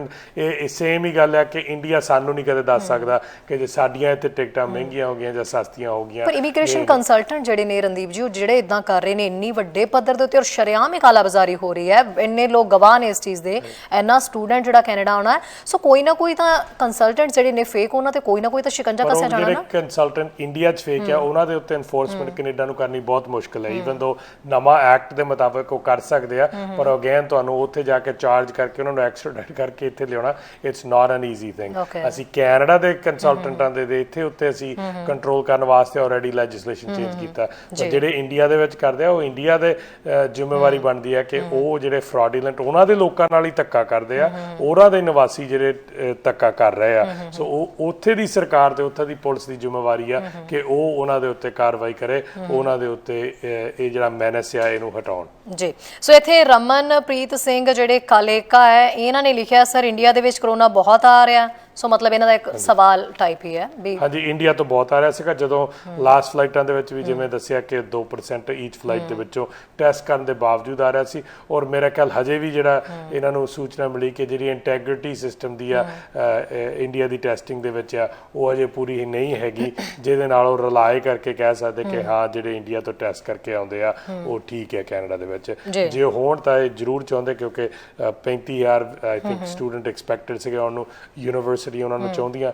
ਜਿਹੜੀਆਂ ਪੋਸਟ ਸੈਕੰਡਰੀ ਇੰਸਟੀਟਿਊਟ ਜਿਹੜੇ ਵੱਡੇ ਆ ਉਹਨਾਂ ਨਾਲ ਮੈਂ ਮਿਲਿਆ ਸੀਗਾ, ਉਹ ਕਹਿੰਦੇ ਅਸੀਂ ਕਲਾਸਾਂ ਵੀ ਐਡਜਸਟ ਕਰਨ ਨੂੰ ਤਿਆਰ ਆ, ਜੇ ਸੈਪਟੈਂਬਰ 7 ਦੇ ਬਜਾਏ ਉਹ ਸਟੈਗਰਡ ਵੀ ਕਲਾਸ ਸਟਾਰਟ ਕਰਨ ਨੂੰ ਤਿਆਰ ਹੈਗੇ, ਆਨਲਾਈਨ ਵੀ ਥੋੜਾ ਵਾਲਾ ਕਰਨ ਨੂੰ ਤਿਆਰ ਹੈ। ਸੋ ਆਈ ਥਿੰਕ ਉਹ ਆਪਣਾ ਕਰਿਕੂਲਮ ਐਡਜਸਟ ਕਰਕੇ ਇੰਟਰਨੈਸ਼ਨਲ ਸਟੂਡੈਂਟਾਂ ਵਾਸਤੇ ਕਰਨਗੇ ਫਾਲ ਸਮੈਸਟਰ। ਪਰ ਇੰਟਰਨੈਸ਼ਨਲ ਸਟੂਡੈਂਟ ਜਿਹੜੇ 7 ਸਤੰਬਰ ਨੂੰ ਜਿਨ੍ਹਾਂ ਦੇ ਬੈਚ ਸ਼ੁਰੂ ਹੋ ਰਹੇ, ਉਹ ਕਹਿ ਰਹੇ ਸਾਨੂੰ ਕੋਈ ਈਮੇਲ ਹਜੇ ਤੱਕ ਕਾਲਜ ਵੱਲੋਂ ਨਹੀਂ ਆਈ ਵੀ ਅਸੀਂ ਤੁਹਾਡਾ ਡਿਲੇ ਵੀ ਹੋ ਗਿਆ ਤਾਂ ਕੋਈ ਗੱਲ ਨਹੀਂ, ਲੈਕਚਰ ਸ਼ਾਰਟ ਕੱਲ ਹੀ ਅੱਗੇ ਤਾਂ ਕੁਝ ਨਹੀਂ ਹੈ। ਕੱਲ ਦੀ ਉਹਨਾਂ ਨੂੰ ਐਕਸਟੈਂਸ਼ਨ ਹੋਈ ਆ ਪਰਸੋਂ, ਸੋ ਆਬਵੀਅਸਲੀ ਹੁਣ ਯੂਨੀਵਰਸਿਟੀ ਨੂੰ ਐਡਜਸਟ ਕਰਨਾ ਪੈਣਾ। ਉਹ ਜਦੋਂ ਪ੍ਰੋਗਰਾਮਿੰਗ ਬਣਾਉਣਗੇ ਉਹ ਉਹਨਾਂ ਨੂੰ ਡੀਟੇਲ ਕਰਨਗੇ ਨਾ। ਆਪਾਂ ਬਹੁਤ ਫਾਸਟ ਵਰਲਡ ਦੇ ਵਿੱਚ ਰਹਿ ਰਹੇ ਆ, ਸਾਰੇ ਐਕਸਪੈਕਟ ਕਰਦੇ ਕਿ ਸੋ ਹਜੇ ਸਟੂਡੈਂਟਸ ਜਿਹੜੇ ਨੇ ਉਹ ਇਹ ਭਰੋਸੇ ਤੇ ਰਹਿਣ ਵੀ ਥੋੜਾ ਰੁਕਣਾ ਵੀ ਪਿਆ ਤਾਂ ਰੁਕ ਜਾਣ, ਪਰ 2.5 ਲੱਖ ਦੀ ਟਿਕਟ ਐਟਲੀਸਟ ਲੈ ਕੇ ਨਾ ਆਉਣ। ਇਹ ਉਹਨਾਂ ਦੀ ਚੋਇਸ ਹੈ, ਮੈਂ ਕਿਸੇ ਨੂੰ ਰੋਕਣਾ ਨਹੀਂ। ਜਿਹੜਾ ਇੱਥੇ ਆ ਕੇ ਫਿਜ਼ੀਕਲ ਲਰਨਿੰਗ ਕਰਨਾ ਚਾਹੁੰਦਾ ਤਾਂ ਲੈਂਦਾ, ਉਹ ਉਹਦੀ ਚੋਇਸ ਆ। ਪਰ ਜਿੱਥੇ ਯੂਨੀਵਰਸਿਟੀਜ਼ ਜਿਹੜੇ ਹੈਗੇ ਆ ਉਹ ਐਡਜਸਟ ਕਰ ਰਹੇ ਆ ਕਿ ਜਿਹੜੇ ਖਾਸ ਕਰਕੇ ਇੰਡੀਆ ਸਟੂਡੈਂਟ ਆ ਜਿਨ੍ਹਾਂ ਕੋਲ ਡਾਇਰੈਕਟ ਫਲਾਈਟਸ ਨਹੀਂ ਹੈਗੀ ਔਰ ਫਲਾਈਟ ਬੈਨ ਕਾਰਨ ਉਹਨਾਂ ਨੂੰ ਥੋੜਾ ਸਟੈਗਰਡ ਜਾਂ ਲੇਟਰ ਲਰਨਿੰਗ ਹੋਊਗੀ। ਜੀ ਸਤਿ ਸ਼੍ਰੀ ਅਕਾਲ ਜੀ। ਹੈਲੋ, ਗੁੱਡ ਮਾਰਨਿੰਗ ਸ਼ੈਰੀ ਜੀ। ਜੀ ਗੁੱਡ ਮਾਰਨਿੰਗ ਜੀ। ਗੁੱਡ ਮਾਰਨਿੰਗ ਭਾਜੀ। ਸਤਿ ਸ਼੍ਰੀ ਅਕਾਲ ਜੀ, ਗੁੱਡ ਮਾਰਨਿੰਗ। ਮੇਰਾ ਸਵਾਲ ਸੀਗਾ ਜਿੱਦਾਂ ਸਪਾਊਸ ਵਾਲੇ ਜਿਹੜੇ ਹੁੰਦੇ ਆ ਉਹਨਾਂ ਬਾਰੇ ਬਹੁਤ ਡਿਲੇ ਹੋ ਰਹੀ। ਜਿੱਦਾਂ ਸਾਡਾ ਕੇਸ ਸੀਗਾ ਜਿੱਦਾਂ 2018 ਦਾ, ਤੇ ਸਾਡੀ ਬਾਅਦ ਵਿੱਚ ਜਿੱਦਾਂ ਰਿਫਿਊਜ਼ਲ ਆ ਗਈ ਸੀ। ਰਿਫਿਊਜ਼ਲ ਆਉਣ ਦਾ ਰੀਜ਼ਨ ਕੀ ਸੀਗਾ? ਕਿਸੇ ਨੇ ਸਾਂਭਾ ਨੇ ਕੋਈ ਲੈਟਰ ਅੰਬੈਸੀ ਨੂੰ ਪਾਤੀ, ਫੇਕ ਲੈਟਰ, ਜਿੱਦਾਂ ਵੀ ਸਾਡੀ ਮੈਰਿਜ ਅਨਜੈਨੂਇਨ, ਜਿੱਦਾਂ ਮਤਲਬ ਜੈਨੂਇਨ ਨਹੀਂ ਹੈਗੀ। ਓਕੇ, ਵੀਜ਼ਾ ਆਫਿਸਰ ਨੇ ਸਾਨੂੰ ਰਿਜੈਕਟ ਕਰ ਦਿੱਤਾ। ਮਤਲਬ ਵੀ ਇੱਕ ਚੀਜ਼ ਤੇ ਵੀ ਮੈਂ ਇਹਨਾਂ ਨੂੰ ਭਾਜੀ ਨੂੰ ਗੱਲ ਕਹਿਣੀ ਚਾਹੁੰਦਾ ਵੀ ਇਹ ਚੀਜ਼ ਨੂੰ ਜ਼ਰੂਰ ਕਰਿਓ। ਕਈ ਸਾਲਾਂ ਤੋਂ, ਬਹੁਤ ਸਾਲਾਂ ਤੋਂ ਇਹ ਚੀਜ਼ ਚੱਲੀ ਆ ਰਹੀ ਹੈ। ਇੱਕ ਸਾਂਭਾ ਨੂੰ ਕੋਈ ਅਨਨੋਨ ਬੰਦਾ ਅੰਬੈਸੀ ਨੂੰ ਲੈਟਰ ਪਾ ਦਿੰਦਾ ਤੁਹਾਡੇ ਬਾਰੇ, ਕੀ ਇੱਕ ਡੇਟ ਆਫ ਬਰਥ ਤੁਹਾਡੀ ਪਤਾ ਹੁੰਦੀ, ਉਹ ਤੁਹਾਡੇ ਫਰੈਂਡ ਨੂੰ, ਸਾਡੇ ਰਿਸ਼ਤੇਦਾਰਾਂ ਨੂੰ ਪਤਾ ਹੁੰਦੀ ਆਲਰੇਡੀ, ਤੇ ਉਹਨੂੰ ਮੁੱਖ ਰੱਖ ਕੇ ਜਿਹੜਾ ਵੀਜ਼ਾ ਆਫਿਸਰ ਆ ਸਾਡੀ ਮਤਲਬ ਫਾਈਲ ਰਿਜੈਕਟ ਕਰ ਦਿੰਦਾ। ਤੇ ਬਾਅਦ ਵਿੱਚ ਅਸੀਂ ਅਪੀਲ ਕੀਤੀ, ਸਾਡਾ ਅਸੀਂ ਵਿਨ ਕਰ ਗਏ ਨਾ, ਵੀ ਸਾਨੂੰ ਉਹਨਾਂ ਨੇ ਦੇਖਿਆ ਤੁਹਾਡਾ ਕੇਸ ਸਹੀ ਹੈ, ਜੈਨੂਇਨ ਆ, ਤੇ ਉਹ ਅਪੀਲ ਵੀ ਸਾਡੀ ਡਨ ਹੋ ਗਈ। ਉਸ ਤੋਂ ਬਾਅਦ ਵੀ 1.5 ਸਾਲ ਹੋ ਗਏ ਸਾਡੀ ਫਾਈਲ ਰਿਵਿਊ ਦੇ ਵਿੱਚ ਚੱਲ ਰਹੀ ਹੈ। ਆਈ ਡੋਨਟ ਨੋ ਕਿ ਕਿਉਂ ਇੰਨਾ ਟਾਈਮ ਲੱਗ ਰਿਹਾ ਨਾ, ਜਦੋਂ ਅਸੀਂ ਅਪੀਲ ਵਿਨ ਕਰ ਲਈ ਹੈ, ਇਸ ਤੋਂ ਬਾਅਦ ਇੰਨਾ ਟਾਈਮ ਕਿਉਂ ਲੱਗ ਰਿਹਾ? ਮੈਂ ਇਹੀ ਮੇਰਾ ਸਵਾਲ ਹੈ। ਤੇ ਇਸ ਚੀਜ਼ ਦਾ ਜ਼ਰੂਰ ਕੀਤਾ ਜਾਵੇ, ਜਿਹੜੀ ਚਿੱਠੀ ਲੋਕੀ ਪਾਉਂਦੇ ਆ, ਇੰਨੀ ਹਰਾਸਮੈਂਟ ਹੁੰਦੀ ਹੈ ਫੈਮਿਲੀਜ਼ ਨੂੰ, ਉਹਦੇ ਉੱਤੇ ਕੋਈ ਨਾ ਕੋਈ ਐਕਸ਼ਨ ਜ਼ਰੂਰ ਹੋਣਾ ਚਾਹੀਦਾ। ਜਿੰਨੇ ਵੀ ਪਹਿਲਾਂ ਪਿੱਛੇ ਕੇਸ ਦੀ ਸਰਵੇ ਵੀ ਕਰਵਾ ਕੇ ਦੇਖੋਗੇ ਨਾ, ਤੇ ਉਹਨਾਂ ਵਿੱਚ ਹੀ ਹੋਊਗਾ ਜਿਨ੍ਹਾਂ ਵਿੱਚ ਲੇਟਾਂ ਪਈਆਂ ਗਈਆਂ ਉਹ ਫੈਮਲੀਆਂ, ਮੈਨੂੰ ਲੱਗਦਾ ਆਲਮੋਸਟ 99% ਉਹ ਇਕੱਠੇ ਰਹਿ ਰਹੇ ਹੋਣੇ ਆ। ਤੇ ਜਿਹੜੀਆਂ ਰੀਅਲ ਦੇ ਵਿੱਚ ਜਿਹੜੀਆਂ ਫੇਕ ਮੈਰਿਜਸ ਆ, ਉਹਨਾਂ ਨੂੰ 4-4 ਮਹੀਨੇ ਵਿੱਚ ਵੀਜ਼ਾ ਮਿਲ ਜਾਂਦਾ। ਇਸ ਚੀਜ਼ ਤੇ ਥੋੜਾ ਜਿਹਾ ਭਾਜੀ ਉਹਨਾਂ ਨੂੰ ਮੈਂ ਇਹੀ ਕਹੂੰਗਾ ਵੀ ਤੁਸੀਂ ਇਮੀਗ੍ਰੇਸ਼ਨ ਮਿਨਿਸਟਰ ਦੇ ਨਾਲ ਜ਼ਰੂਰ ਇਹ ਗੱਲ ਸਾਂਝੀ ਕਰਿਓ ਕਿ ਇੱਕ ਅਨਨੋਨ ਬੰਦਾ ਸਾਨੂੰ ਲੈਟਰ ਪਾਉਂਦਾ ਤੇ ਉਹਦੀ ਬਦੌਲਤ ਸਾਨੂੰ ਇੰਨੀ ਜ਼ਿਆਦਾ ਹਰੈਸਮੈਂਟ ਹੁੰਦੀ ਆ, ਅਸੀਂ ਤੁਹਾਨੂੰ ਦੱਸ ਨਹੀਂ ਸਕਦੇ ਜੀ। ਸੋ ਇਹਦੇ ਬਾਰੇ ਜ਼ਰੂਰ ਪਲੀਜ਼ ਮੈਂ ਇਹਨਾਂ ਤੋਂ ਜਵਾਬ ਲੈਣਾ ਚਾਹੂੰਗਾ ਜੀ।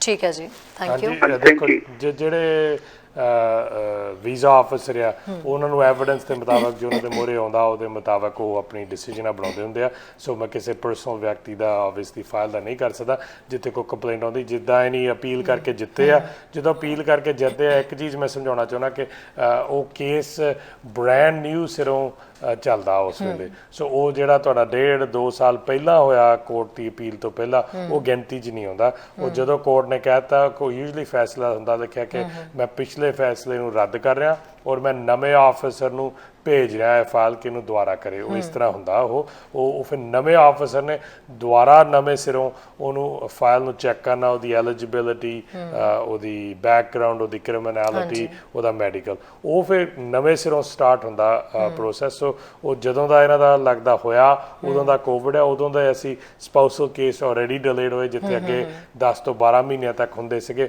ਉਹ ਹੁਣ 18 ਮਹੀਨੇ ਵੀ ਲੱਗੇ ਆ। ਔਰ ਉਸ ਕਰਕੇ ਜਿਹਦਾ ਆਲਰੇਡੀ ਇੱਕ ਵਾਰੀ ਅਪੀਲ ਹੋ ਚੁੱਕੀ ਹੈ ਜਾਂ ਪ੍ਰੋਬਲਮ ਆ, ਉਹ ਨੋਰਮਲ ਰੇਟ 'ਚ ਨਹੀਂ ਆਉਂਦੇ, ਉਹ ਥੋੜ੍ਹਾ ਜਿਹਾ ਉਹਦੇ ਛਾਣਬੀਨ ਜ਼ਿਆਦਾ ਹੁੰਦੀ ਆ, ਜਿਸ ਕਰਕੇ ਟਾਈਮ ਹੁੰਦਾ। ਜਿੱਥੇ ਉਹ ਸ਼ਿਕਾਇਤ ਦੀ ਗੱਲ ਕਰਦੇ ਆ, ਅਗੇਨ ਇਹ ਮਾੜੀ ਆਦਤ ਹੈ ਜਿਹੜੇ ਲੋਕ ਗਲਤ ਕਿਸੇ ਬਾਰੇ ਸ਼ਿਕਾਇਤ ਲਾਉਂਦੇ ਆ। ਪਰ ਅਗੇਨ ਉਹ ਵੀਜ਼ਾ ਆਫਿਸਰ ਨੂੰ ਡਿਸਾਈਡ ਕਰਨਾ ਪੈਂਦਾ। ਉਹਨਾਂ ਕੋਲ ਬਹੁਤ ਲੈਟਰ ਆਉਂਦੇ ਆ, ਕਈਆਂ ਨੂੰ ਵੈਲਿਡ ਮੰਨਦੇ ਆ, ਕਈਆਂ ਦੀ ਇਨਵੈਸਟੀਗੇਸ਼ਨ ਉਹ ਫੋਨ ਕਰਕੇ ਸਮਝਦੇ ਆ ਕਿ ਹਾਂ ਜਾਲੀ ਆ ਜਾਂ ਝੂਠ ਆ ਜਾਂ ਜੈਨੂਇਨ ਆ। ਪਰ ਇਹ ਉਹਨਾਂ ਦੇ ਟੂਲਸ ਆ, ਇੱਕ ਟੂਲ ਆ ਉਹਨਾਂ ਦਾ, ਜਿੱਥੇ ਕਈ ਲੋਕ ਆ ਕੇ ਕਰ ਦਿੰਦੇ ਔਰ ਕਈ ਨੂੰ ਕਾਫੀ ਖੱਜਲ ਖਰਾਬਾ ਉਹਦਾ ਹੁੰਦਾ। ਪਰ ਅਸੀਂ ਕੋਸ਼ਿਸ਼ ਹੈ, ਈਵਨ ਪ੍ਰਾਈਮ ਮਿਨਿਸਟਰ ਨੇ ਹਮੇਸ਼ਾ ਕਿਹਾ ਕਿ ਜਿਹੜੇ ਸਪਾਊਸਲ ਕੇਸਿਸ ਆ ਇਹਦੇ ਉੱਤੇ ਆਲਵੇਜ਼ ਪਹਿਲ ਕੀਤੀ ਜਾਵੇ, ਸਭ ਤੋਂ ਫਾਸਟੈਸਟ ਕੀਤੇ ਜਾਣ। ਪਰ ਜਿਹੜਾ ਉਹ ਕਹਿੰਦੇ 4-5 ਮਹੀਨੇ 'ਚ ਕੋਈ ਸਪਾਊਸਲ PR ਨਹੀਂ ਕਦੇ ਹੁੰਦਾ। ਸਾਨੂੰ ਅਸੀਂ ਅੱਖੀਂ ਦੇਖਦੇ ਹਾਂ, ਆਲਮੋਸਟ ਸਾਡੇ ਕੋਲ 30 ਫਾਈਲਾਂ 40 ਫਾਈਲਾਂ ਨਵੀਆਂ ਹਰ ਹਫ਼ਤੇ ਆਉਂਦੀਆਂ। ਇਹਦਾ ਨਾਰਮਲ ਪ੍ਰੋਸੈਸ ਕਿੰਨੇ ਦਾ ਹੁੰਦਾ? ਸੋ ਫਾਸਟੈਸਟ ਜਿਹੜਾ ਪ੍ਰੋਸੈਸ, ਜਦੋਂ ਬੈਸਟ ਆਫ ਟਾਈਮ ਮਾਰਚ 2020 ਤੋਂ ਪਹਿਲਾਂ ਦਾ ਜਿਹੜਾ ਚੱਲ ਰਿਹਾ ਸੀਗਾ ਟਾਈਮ, ਉਹ 10 ਤੋਂ 12 ਮਹੀਨੇ ਆ। ਸੋ ਉਹ ਤੋਂ ਬਾਅਦ, ਉਹ ਤੋਂ ਪਹਿਲਾਂ 22-24 ਮਹੀਨੇ ਹੁੰਦੇ ਸੀ ਕੰਜ਼ਰਵੇਟਿਵ ਸਰਕਾਰ ਵਿੱਚ, ਅਸੀਂ ਉਹ ਰਿਡਿਊਸ ਕੀਤਾ। ਹੁਣ ਫੇਰ ਉਹਦਾ ਡਿਲੇ ਜ਼ਰੂਰ ਹੋਈ ਆ ਕਿਉਂਕਿ ਕੋਵਿਡ ਕਾਰਨ, ਇਸ ਕਰਕੇ ਥੋੜਾ ਜਿਹਾ ਡਿਲੇ ਹੋਈ ਆ ਜੀ। ਹਾਂਜੀ, ਸਤਿ ਸ਼੍ਰੀ ਅਕਾਲ ਜੀ। ਹਾਂਜੀ, ਸਤਿ ਸ਼੍ਰੀ ਅਕਾਲ ਮੈਮ। ਹਾਂਜੀ, ਦੱਸੋ ਜੀ। ਰਣਦੀਪ ਜੀ, ਪਹਿਲਾਂ ਤਾਂ ਮੈਂ ਤੁਹਾਨੂੰ ਬਹੁਤ ਥੈਂਕਸ ਕਹਿਣਾ ਚਾਹੂੰਗਾ ਕਿ ਤੁਸੀਂ ਸਾਨੂੰ ਪਲੇਟਫਾਰਮ ਦਿੰਦੇ ਆ, ਅਸੀਂ ਪੰਜਾਬੀ ਆਪਣੀ ਗੱਲ ਰੱਖ ਸਕਦੇ ਹਾਂ ਜੀ ਆਪਣੇ MP ਸਾਹਿਬਾਨ ਅੱਗੇ। ਤੇ ਦੂਜੀ ਗੱਲ ਮੈਂ ਤੁਹਾਨੂੰ ਦੱਸਣਾ ਚਾਹੂੰਗਾ ਕਿ ਅਸੀਂ ਪਹਿਲਾਂ ਵੀ ਫੋਨ ਕੀਤਾ ਸੀਗਾ ਤੁਹਾਨੂੰ ਕਈ ਦਿਨ ਪਹਿਲਾਂ। ਅਸੀਂ ਇੰਡੀਆ ਫਸੇ ਹੋਏ ਆ ਤੇ ਅਸੀਂ ਕੈਨੇਡੀਅਨ ਸਿਟੀਜ਼ਨ ਆ। ਅੱਛਾ ਜੀ। ਤੇ ਅਸੀਂ ਐਕਚੁਅਲੀ ਅਸੀਂ ਰਿਸਕ ਨਹੀਂ ਲੈ ਸਕਦੇ ਤੀਜੀ ਕੰਟਰੀ ਥਰੂ ਆਉਣ ਦਾ, ਪਰ ਸਿਚੁਏਸ਼ਨ ਇੱਥੇ ਉਹ ਜੀ ਬਣੀ ਹੋਈ ਹੈ ਕਿ ਕਰੀਆਂ ਔਰ ਜੋ ਸਟੂਡੈਂਟ ਜਾ ਰਹੇ ਆ 17 ਸਾਲ ਦੇ ਬੱਚੇ, 20 ਸਾਲ ਦੇ ਬੱਚੇ ਜਿਨ੍ਹਾਂ ਨੂੰ ਪਤਾ ਹੀ ਨਹੀਂ, ਜਿਹੜੇ ਪਹਿਲੀ ਵਾਰ ਘਰੋਂ ਨਹੀਂ ਨਿਕਲੇ, ਉਹ ਸਰਬੀਆ ਵਿੱਚ ਦੀ, ਮੈਕਸੀਕੋ ਵਿੱਚ ਦੀ, ਯੂਕਰੇਨ ਵਿੱਚ ਦੀ, ਮਤਲਬ ਇਹੋ ਜਿਹੇ ਹਾਲਾਤ ਬਣੇ ਹੋਏ ਆ ਕਿ ਗਵਰਨਮੈਂਟ ਨੂੰ ਕੁਛ ਨਾ ਕੁਛ ਕਰਨਾ ਚਾਹੀਦਾ, ਕੋਈ ਮੈਜਰਸ ਵਧਾ ਦਿਓ। ਜਿਵੇਂ ਰਣਦੀਪ ਜੀ ਨੇ ਕਿਹਾ ਕਿ ਫੇਕ ਰਿਪੋਰਟਸ ਲੈ ਕੇ ਆ ਰਹੇ ਸੀਗੇ, ਇੰਨਾ ਕੁਛ ਹੋ ਰਿਹਾ ਸੀ, ਤੇ 3 ਮਹੀਨੇ ਹੋ ਗਿਆ ਗਵਰਨਮੈਂਟ ਇਸ ਤੇ ਕੀ ਕਰ ਰਹੀ ਆ? ਸਾਨੂੰ ਦੱਸੋ। ਅਸੀਂ ਵੈਕਸੀਨੇਟ ਹੋਏ ਹੋਏ ਆ, ਫੁੱਲੀ ਵੈਕਸੀਨੇਟ ਹੋਏ ਹੋਏ ਆ, 20,000 ਸਿਟੀਜ਼ਨ। ਅਸੀਂ ਆਪਣੇ ਵੈਕਸੀਨੇਸ਼ਨ ਪਾਸਪੋਰਟ ਜੋ ਵੀ ਆ ਸਭ ਕੁਝ ਜਿਹੜੇ ਸਰਟੀਫਿਕੇਟ ਆ ਉਹ ਬਣਾ ਰੱਖੇ ਆ, ਫਿਰ ਵੀ ਅਸੀਂ 3 ਮਹੀਨਿਆਂ ਤੋਂ ਇਹਨਾਂ ਦੇ ਮੂੰਹ ਵੱਲ ਝਾਕ ਰਹੇ ਆ। ਕੋਈ ਮੈਜਰਸ ਨਹੀਂ ਦਿੱਤੇ ਜਾ ਰਹੇ ਹਜੇ ਤੱਕ।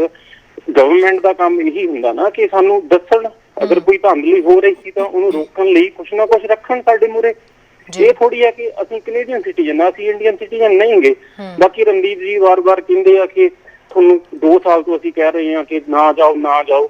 ਤੁਹਾਨੂੰ ਮੈਨੂੰ ਸਮਝ ਨਹੀਂ ਆਉਂਦੀ ਕਿ ਅਸੀਂ ਪੰਜਾਬ ਦੇ ਜੰਮਪਾਲਾਂ, ਸਾਡੇ ਇੱਥੇ ਬਜ਼ੁਰਗ ਰਹਿ ਰਹੇ ਆ, ਸਾਡੇ ਇੰਨੀਆਂ ਮਰਗਾਂ ਹੁੰਦੀਆਂ ਮਗਰ, ਸਾਡੇ ਇੰਨੇ ਕੰਮ ਆ ਇੱਥੇ, ਅਸੀਂ ਜੇ ਆ ਵੀ ਗਏ ਤਾਂ ਸਾਨੂੰ ਮਤਲਬ ਇਹ ਬਾਰ-ਬਾਰ ਕਹਿ ਰਹੇ ਆ ਕਿ ਤੁਹਾਨੂੰ ਇੱਕ ਹੁਣ ਤੁਹਾਨੂੰ ਸਜ਼ਾ ਦੇਣੀ ਹੈ ਕਿ ਤੁਸੀਂ ਆ ਨਹੀਂ ਸਕਦੇ ਵਾਪਸ। ਜੇ ਆਉਣਾ ਤਾਂ ਤੁਸੀਂ ਜਾਓ ਰਸ਼ੀਆ, ਯੂਕਰੇਨ, ਸਰਬੀਆ, ਮਤਲਬ ਇਹੋ ਜਿਹੀਆਂ ਕੰਟਰੀਆਂ। ਔਰ ਅੱਛਾ ਉਹ ਕੰਟਰੀਜ਼ ਦੇ ਸਰਟੀਫਿਕੇਟ ਮੰਨੇ ਜਾ ਰਹੇ ਆ, ਇਵਨ ਪਾਕਿਸਤਾਨ ਦੇ ਸਰਟੀਫਿਕੇਟਸ ਵੈਲਿਡ ਆ। ਮਤਲਬ ਸਾਨੂੰ ਸਮਝ ਨਹੀਂ ਆ ਰਹੀ ਕਿ ਅਸੀਂ ਗੁਨਾਹ ਇਹ ਕੀਤਾ ਕਿ ਅਸੀਂ ਇੰਡੀਆ 'ਚ ਪੈਦਾ ਹੋਏ ਆ ਜਾਂ ਪੰਜਾਬ 'ਚ ਪੈਦਾ ਹੋਏ ਆ, ਸਾਡਾ ਇਹ ਗੁਨਾਹ ਹੋ ਗਿਆ। ਉਹ ਠੀਕ ਆ, ਸਾਡੇ ਲੋਕ ਗਲਤ ਕਰ ਰਹੇ ਸੀਗੇ, ਨੋ ਡਾਊਟ, ਬਟ ਇਹਦੀ ਸਜ਼ਾ ਤੁਸੀਂ ਪੂਰੇ ਦੇ ਪੂਰੇ ਇੰਡੀਅਨ ਡਾਇਸਪੋਰਾ, ਪੰਜਾਬੀ ਡਾਇਸਪੋਰਾ ਨੂੰ ਦੇ ਰਹੇ ਆ। ਪਰ ਇਵਨ ਯੂਕੇ ਨੇ ਫਲਾਈਟ ਬੈਨ ਖੋਲ ਦਿੱਤਾ ਹੋਇਆ। ਬਿਲਕੁਲ। ਪਰ ਅਸੀਂ ਕੈਨੇਡਾ, ਮੈਨੂੰ ਸਾਨੂੰ ਸਮਝ ਨਹੀਂ ਆ ਰਹੀ ਕਿ ਅਸੀਂ ਕਿਹੜੀ ਧਰਤੀ ਦੇ ਜਾਏ ਆ। ਅਸੀਂ ਪੰਜਾਬ, ਅਸੀਂ ਇੰਡੀਆ ਨੇ ਤਾਂ ਸਾਨੂੰ ਪਹਿਲਾਂ ਹੀ ਐਕਸੈਪਟ ਕੀਤਾ ਗਾ। ਇਹ ਚੀਜ਼ਾਂ ਛੱਡ ਕੇ ਅਸੀਂ ਕੈਨੇਡਾ ਗਏ ਸੀਗੇ। ਸਾਨੂੰ ਏਦਾਂ ਲੱਗ ਰਿਹਾ ਕਿ ਅਸੀਂ ਮਤਲਬ ਅਸੀਂ ਕਿਸੇ ਪਾਸੇ ਵੀ ਨਹੀਂ ਗਏ। ਸਾਨੂੰ ਵਾਰ-ਵਾਰ ਇਸ ਵੀਜ਼ਾ ਐਕਸਟੈਂਸ਼ਨ ਲੈਣੀ ਪੈ ਰਹੀ ਹੈ। ਸਾਡੇ ਨਾਲ ਬਜ਼ੁਰਗ ਆ, ਅਸੀਂ ਮੈਕਸੀਕੋ ਵਿੱਚ ਦੀ ਰਣਦੀਪ ਜੀ ਅਸੀਂ ਨਹੀਂ ਆਉਣਾ ਦੂਸਰੀ ਕੰਟਰੀ। ਸਾਡੇ ਲਈ ਸਾਨੂੰ ਮੈਜਰਸ ਦੇ ਦਿਓ ਕਿ ਸਾਡੇ ਲਈ ਜਿੰਨੇ ਵੀ ਮੈਜਰਸ ਅਸੀਂ ਪਾਰ ਕਰਕੇ ਆਵਾਂਗੇ, ਅਸੀਂ ਰਿਕੁਆਇਰਮੈਂਟਸ ਪੂਰੀਆਂ ਕਰਾਂਗੇ। ਪਰ ਮੇ ਵੀ ਸਾਨੂੰ ਆ ਤਾਂ ਪੱਖੋਂ ਹਜੇ ਵੀ, ਪਰ ਸਾਨੂੰ ਅਸੀਂ ਝਾਕ ਰਹੇ ਹਾਂ ਤੁਹਾਡੇ ਮੂੰਹ ਵੱਲ ਜੀ, ਪਰ ਸਾਨੂੰ ਆਸ ਆ ਕਿ ਤੁਸੀਂ ਕੁਛ ਨਾ ਕੁਛ ਇਹਦੇ ਬਾਰੇ ਕਰੋਗੇ ਜ਼ਰੂਰ। ਬਿਲਕੁਲ ਜੀ, thank you so much. Thank you ਜੀ। ਇਹ ਰਣਦੀਪ ਜੀ ਸਿਸਟਮ ਦੇ ਸਤਾਏ ਲੋਕ ਨੇ, ਪਹਿਲਾਂ ਇੰਡੀਅਨ ਸਿਸਟਮ ਤੋਂ ਸਤਾਏ ਸੀ, ਕੈਨੇਡਾ ਦੇ ਵਿੱਚ ਆਏ ਕੈਨੇਡੀਅਨ ਸਿਟੀਜ਼ਨ ਨੇ, ਤੇ ਇਹਨਾਂ ਨੂੰ ਇਹ ਲੱਗਦਾ ਵੀ ਹੁਣ ਇੱਥੋਂ ਦੇ ਸਿਸਟਮ ਦੇ ਵਿੱਚ ਸਾਨੂੰ ਇੰਨੀ ਪ੍ਰੋਬਲਮ ਆ ਰਹੀ। ਇਹ ਜਿਹੜੀ ਸੀਨੀਅਰ ਸਿਟੀਜ਼ਨ ਵਾਲੀ ਗੱਲ ਕਹਿ ਰਹੇ ਨੇ ਵੀ ਮੈਕਸੀਕੋ ਥਰੂ ਇੱਧਰ ਉੱਧਰ ਆਉਣਾ, ਇੱਦਾਂ ਦੀਆਂ ਬਹੁਤ ਸਾਰੀਆਂ ਕੰਪਲੇਂਟ ਸਾਡੇ ਤੱਕ ਵੀ ਪਹੁੰਚੀਆਂ। ਜਿਹੜੇ ਬਜ਼ੁਰਗ ਨੇ ਉਹਨਾਂ ਨੇ ਕਿਹਾ ਵੀ ਅਸੀਂ ਆਉਣਾ ਚਾਹੁੰਦੇ ਹਾਂ, ਅਸੀਂ ਸਿਟੀਜ਼ਨ ਆ, ਪਰ ਅਸੀਂ ਇੰਨਾ ਤਾਂ ਕਰ ਨਹੀਂ ਸਕਦੇ ਵੀ ਇੰਨਾ ਅਸੀਂ ਇੱਦਾਂ ਕਿਤੇ ਨਾ ਕਿਤੇ ਰੁਕ ਕੇ ਔਰ ਮੈਕਸੀਕੋ ਥਾਣੀ ਆਈਏ, ਡਰ ਰਹੇ ਨੇ ਇਸ ਚੀਜ਼ ਤੋਂ। ਤੇ ਫਿਰ ਇਹਦੇ ਬਾਰੇ ਵਾਕਈ ਦੇਖੋ ਲੋਕ ਪੀਪਲ ਆਈ ਥਿੰਕ ਲੋਕਾਂ ਨੂੰ ਅੰਡਰਸਟੈਂਡਿੰਗ ਕਰਨੀ ਚਾਹੀਦੀ ਹੈ। ਕੈਨੇਡਾ ਦੇ ਵਿੱਚ ਜਿਹੜੇ ਸੀਨੀਅਰ ਕੇਅਰ ਹੋਮ ਸੀ, 1.5 ਸਾਲ ਲੋਕਾਂ ਨੇ ਆਪਣੇ ਪੇਰੈਂਟਸ ਨੂੰ ਨਹੀਂ ਦੇਖਿਆ ਕੈਨੇਡਾ ਦੇ ਵਿੱਚ। ਕੈਨੇਡੀਅਨ ਸਿਟੀਜ਼ਨ ਇੱਥੇ ਨਾਰਥ ਵੈਨਕੂਵਰ, ਸਰੀ, ਬਰੈਂਪਟਨ, ਟੋਰਾਂਟੋ, ਕੈਲਗਰੀ, ਤੁਸੀਂ ਆਪਣੇ ਮਾਪੇ ਨੂੰ ਨਹੀਂ ਸੀ ਮਿਲ ਸਕਦੇ, ਸ਼ੀਸ਼ੇ ਦੇ ਵਿੱਚ ਹੀ ਬਾਹਰ ਦੀ ਦੇਖ ਸਕਦੇ ਸੀਗੇ। ਨੋ ਡਿਫਰੈਂਟ ਦੈਨ ਜੋ ਤੁਸੀਂ ਫੇਸ ਟਾਈਮ ਨਾ ਕਰਦੇ ਹੈ ਨਾ। ਸੋ ਜੇ ਕੈਨੇਡੀਅਨਾਂ ਨੇ ਇਹ ਸੈਕਰੀਫਾਈਸ ਕੀਤਾ ਕਿ ਉਹਨੀ ਆਪਣੇ ਪੇਰੈਂਟਸ ਨਹੀਂ ਓਲਡ ਫੋਕਸ ਹੋਮ, ਕੇਅਰ ਹੋਮਾਂ 'ਚ ਦੇਖੇ, ਹਸਪੀਟਲ ਜੇ ਤੁਹਾਡੀ ਸਰਜਰੀ ਹੁੰਦੀ ਸੀਗੀ ਜਾਂ ਕੁਛ ਤੋਂ ਕੋਈ ਪੇਸ਼ੈਂਟ ਨੂੰ ਜਾ ਕੇ ਤੁਸੀਂ ਈਵਨ ਹਾਰਟ ਸਰਜਨ ਉਹ ਵੀ ਲੇਟਲੀ ਕਰਨ ਲੱਗੇ ਸੀ ਕਿ ਇੱਕ ਵਿਅਕਤੀ ਜਾ ਸਕਦਾ, 20 ਮਿੰਟ ਲਈ ਜਾ ਸਕਦਾ ਜਾਂ ਘੰਟੇ ਲਈ। ਹੁਣ ਖੁੱਲ੍ਹ ਹੋਈ, ਪਹਿਲੇ ਤੁਸੀਂ ਜੇ ਹਸਪੀਟਲ 'ਚ ਐਡਮਿਟ ਹੋ ਗਏ ਤੁਸੀਂ ਆਪਣੇ ਲਵਡ ਵਨ ਨੂੰ ਨਹੀਂ ਦੇਖ ਸਕਦੇ ਸੀ। ਜੇ ਤੁਹਾਡਾ ਫਿਊਨਰਲ ਹੋ ਜਾਂਦਾ ਤੁਹਾਡੇ 10 ਬੰਦੇ ਵਿਅਕਤੀ ਤੋਂ ਵੱਧ ਨਹੀਂ ਜਾ ਸਕਦੇ ਸੀ, ਇੰਕਲੂਡਿੰਗ ਗ੍ਰੰਥੀ ਜਿਹੜੇ ਸਾਹਿਬਾਨ। ਸੋ 9 ਜਾਣੇ ਸਿਰਫ ਉੱਥੇ ਜਾ ਸਕਦੇ ਸੀਗੇ। ਸੋ ਇਹ ਸਾਰਿਆਂ ਨੂੰ ਸੈਕਰੀਫਾਈਸਾਂ ਕਰਨੀਆਂ ਪਈਆਂ, ਇਕੱਲੇ ਸਿਰਫ ਜਿਹਨਾਂ ਦੇ ਇੰਡੀਆ ਬਜ਼ੁਰਗ ਆ ਜਾਂ ਫੈਮਲੀਜ਼ ਆ ਉਹਨਾਂ ਨਹੀਂ, ਸਾਰਿਆਂ ਨੇ ਇੱਥੇ ਕੈਨੇਡਾ ਦੇ ਵਿੱਚ ਸੈਕਰੀਫਾਈਸ ਕੀਤਾ।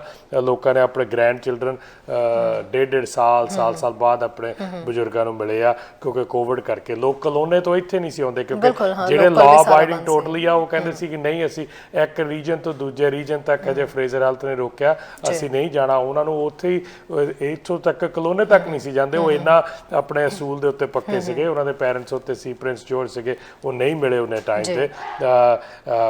ਮੇਰਾ ਗੁੱਡ ਦੋਸਤ ਹੈ, ਤੁਸੀਂ ਸਾਰੇ ਜਾਣੇ, ਬਲਤੇਜ ਸਿੰਘ ਢਿੱਲੋਂ ਜਿਹੜਾ ਇੰਸਪੈਕਟਰ, ਉਹਦੀ ਡਾਟਰ ਕਲੋਨਾ ਆਉਣੀ ਹੈ 1 ਸਾਲ ਬਾਅਦ, ਦੂਸਰੀ ਡਾਟਰ ਉਹਨਾਂ ਦੀ ਕੈਲਗਰੀ ਦੇ ਵਿੱਚ ਆ, ਉਹ ਲਾਅ ਅਬਾਈਡਿੰਗ ਆ, ਉਹ ਕਿਦੋਂ ਸਾਰੇ ਕੈਨੇਡੀਅਨ ਸਿਟੀਜ਼ਨ ਇੱਥੇ ਰਹਿੰਦੇ ਆ। ਉਹਨੇ ਇਸ ਮਹੀਨੇ ਪਹਿਲੀ ਵਾਰੀ ਆਪਣੇ ਬੱਚਿਆਂ ਨੂੰ ਮਿਲਿਆ, ਨਾ ਉਹ ਜਾ ਗਏ ਉੱਥੇ ਕਿਉਂਕਿ ਕਾਨੂੰਨੀ ਤੌਰ ਤੇ ਉਹਨਾਂ ਨੂੰ ਕਿਹਾ ਸੀ ਕਿ ਤੁਸੀਂ ਨਹੀਂ ਜਾਣਾ ਆਪਣੇ ਰੀਜਨ ਤੋਂ ਬਾਅਦ, ਨਾ ਉਹ ਇੱਥੇ ਆਏ ਕਿਉਂਕਿ ਉਹਨਾਂ ਨੂੰ ਵੀ ਕਿਹਾ ਸੀ ਕਿ ਤੁਸੀਂ ਰੀਜਨ ਤੋਂ ਨਹੀਂ ਆਉਣਾ। ਉਹਨੇ ਵੀ ਫੇਸ ਟਾਈਮ ਜਾਂ ਫੋਨਾਂ ਰਾਹੀਂ ਇੱਕ ਦੂਜੇ ਨਾਲ ਕਮਿਊਨੀਕੇਟ ਕੀਤਾ। ਸੋ ਜਿਹੜੇ 7 ਸਮੁੰਦਰ ਪਾਰ ਗਏ ਆ, ਜਦੋਂ ਦੱਸਿਆ ਸੀ ਕਿ ਅਸੀਂ ਗਾਰੰਟੀ ਨਹੀਂ ਕਰ ਸਕਦੇ ਜੇ ਤੁਸੀਂ ਗਏ ਵਾਪਸ ਆਉਣਾ, ਹੁਣ ਵੀ ਇਹ ਨਹੀਂ ਕਿ ਨਹੀਂ ਹੈਗੇ, ਆ ਸਕਦੇ ਆ, ਸਿਰਫ ਉਹਨਾਂ ਰੂਟ ਅਸੀਂ ਨਹੀਂ ਕਹਿ ਰਹੇ ਕਿ ਮੈਕਸੀਕੋ ਤੋਂ ਆਓ, ਸਰਬੀਆ ਤੋਂ ਆਓ, ਯੂਕਰੇਨ।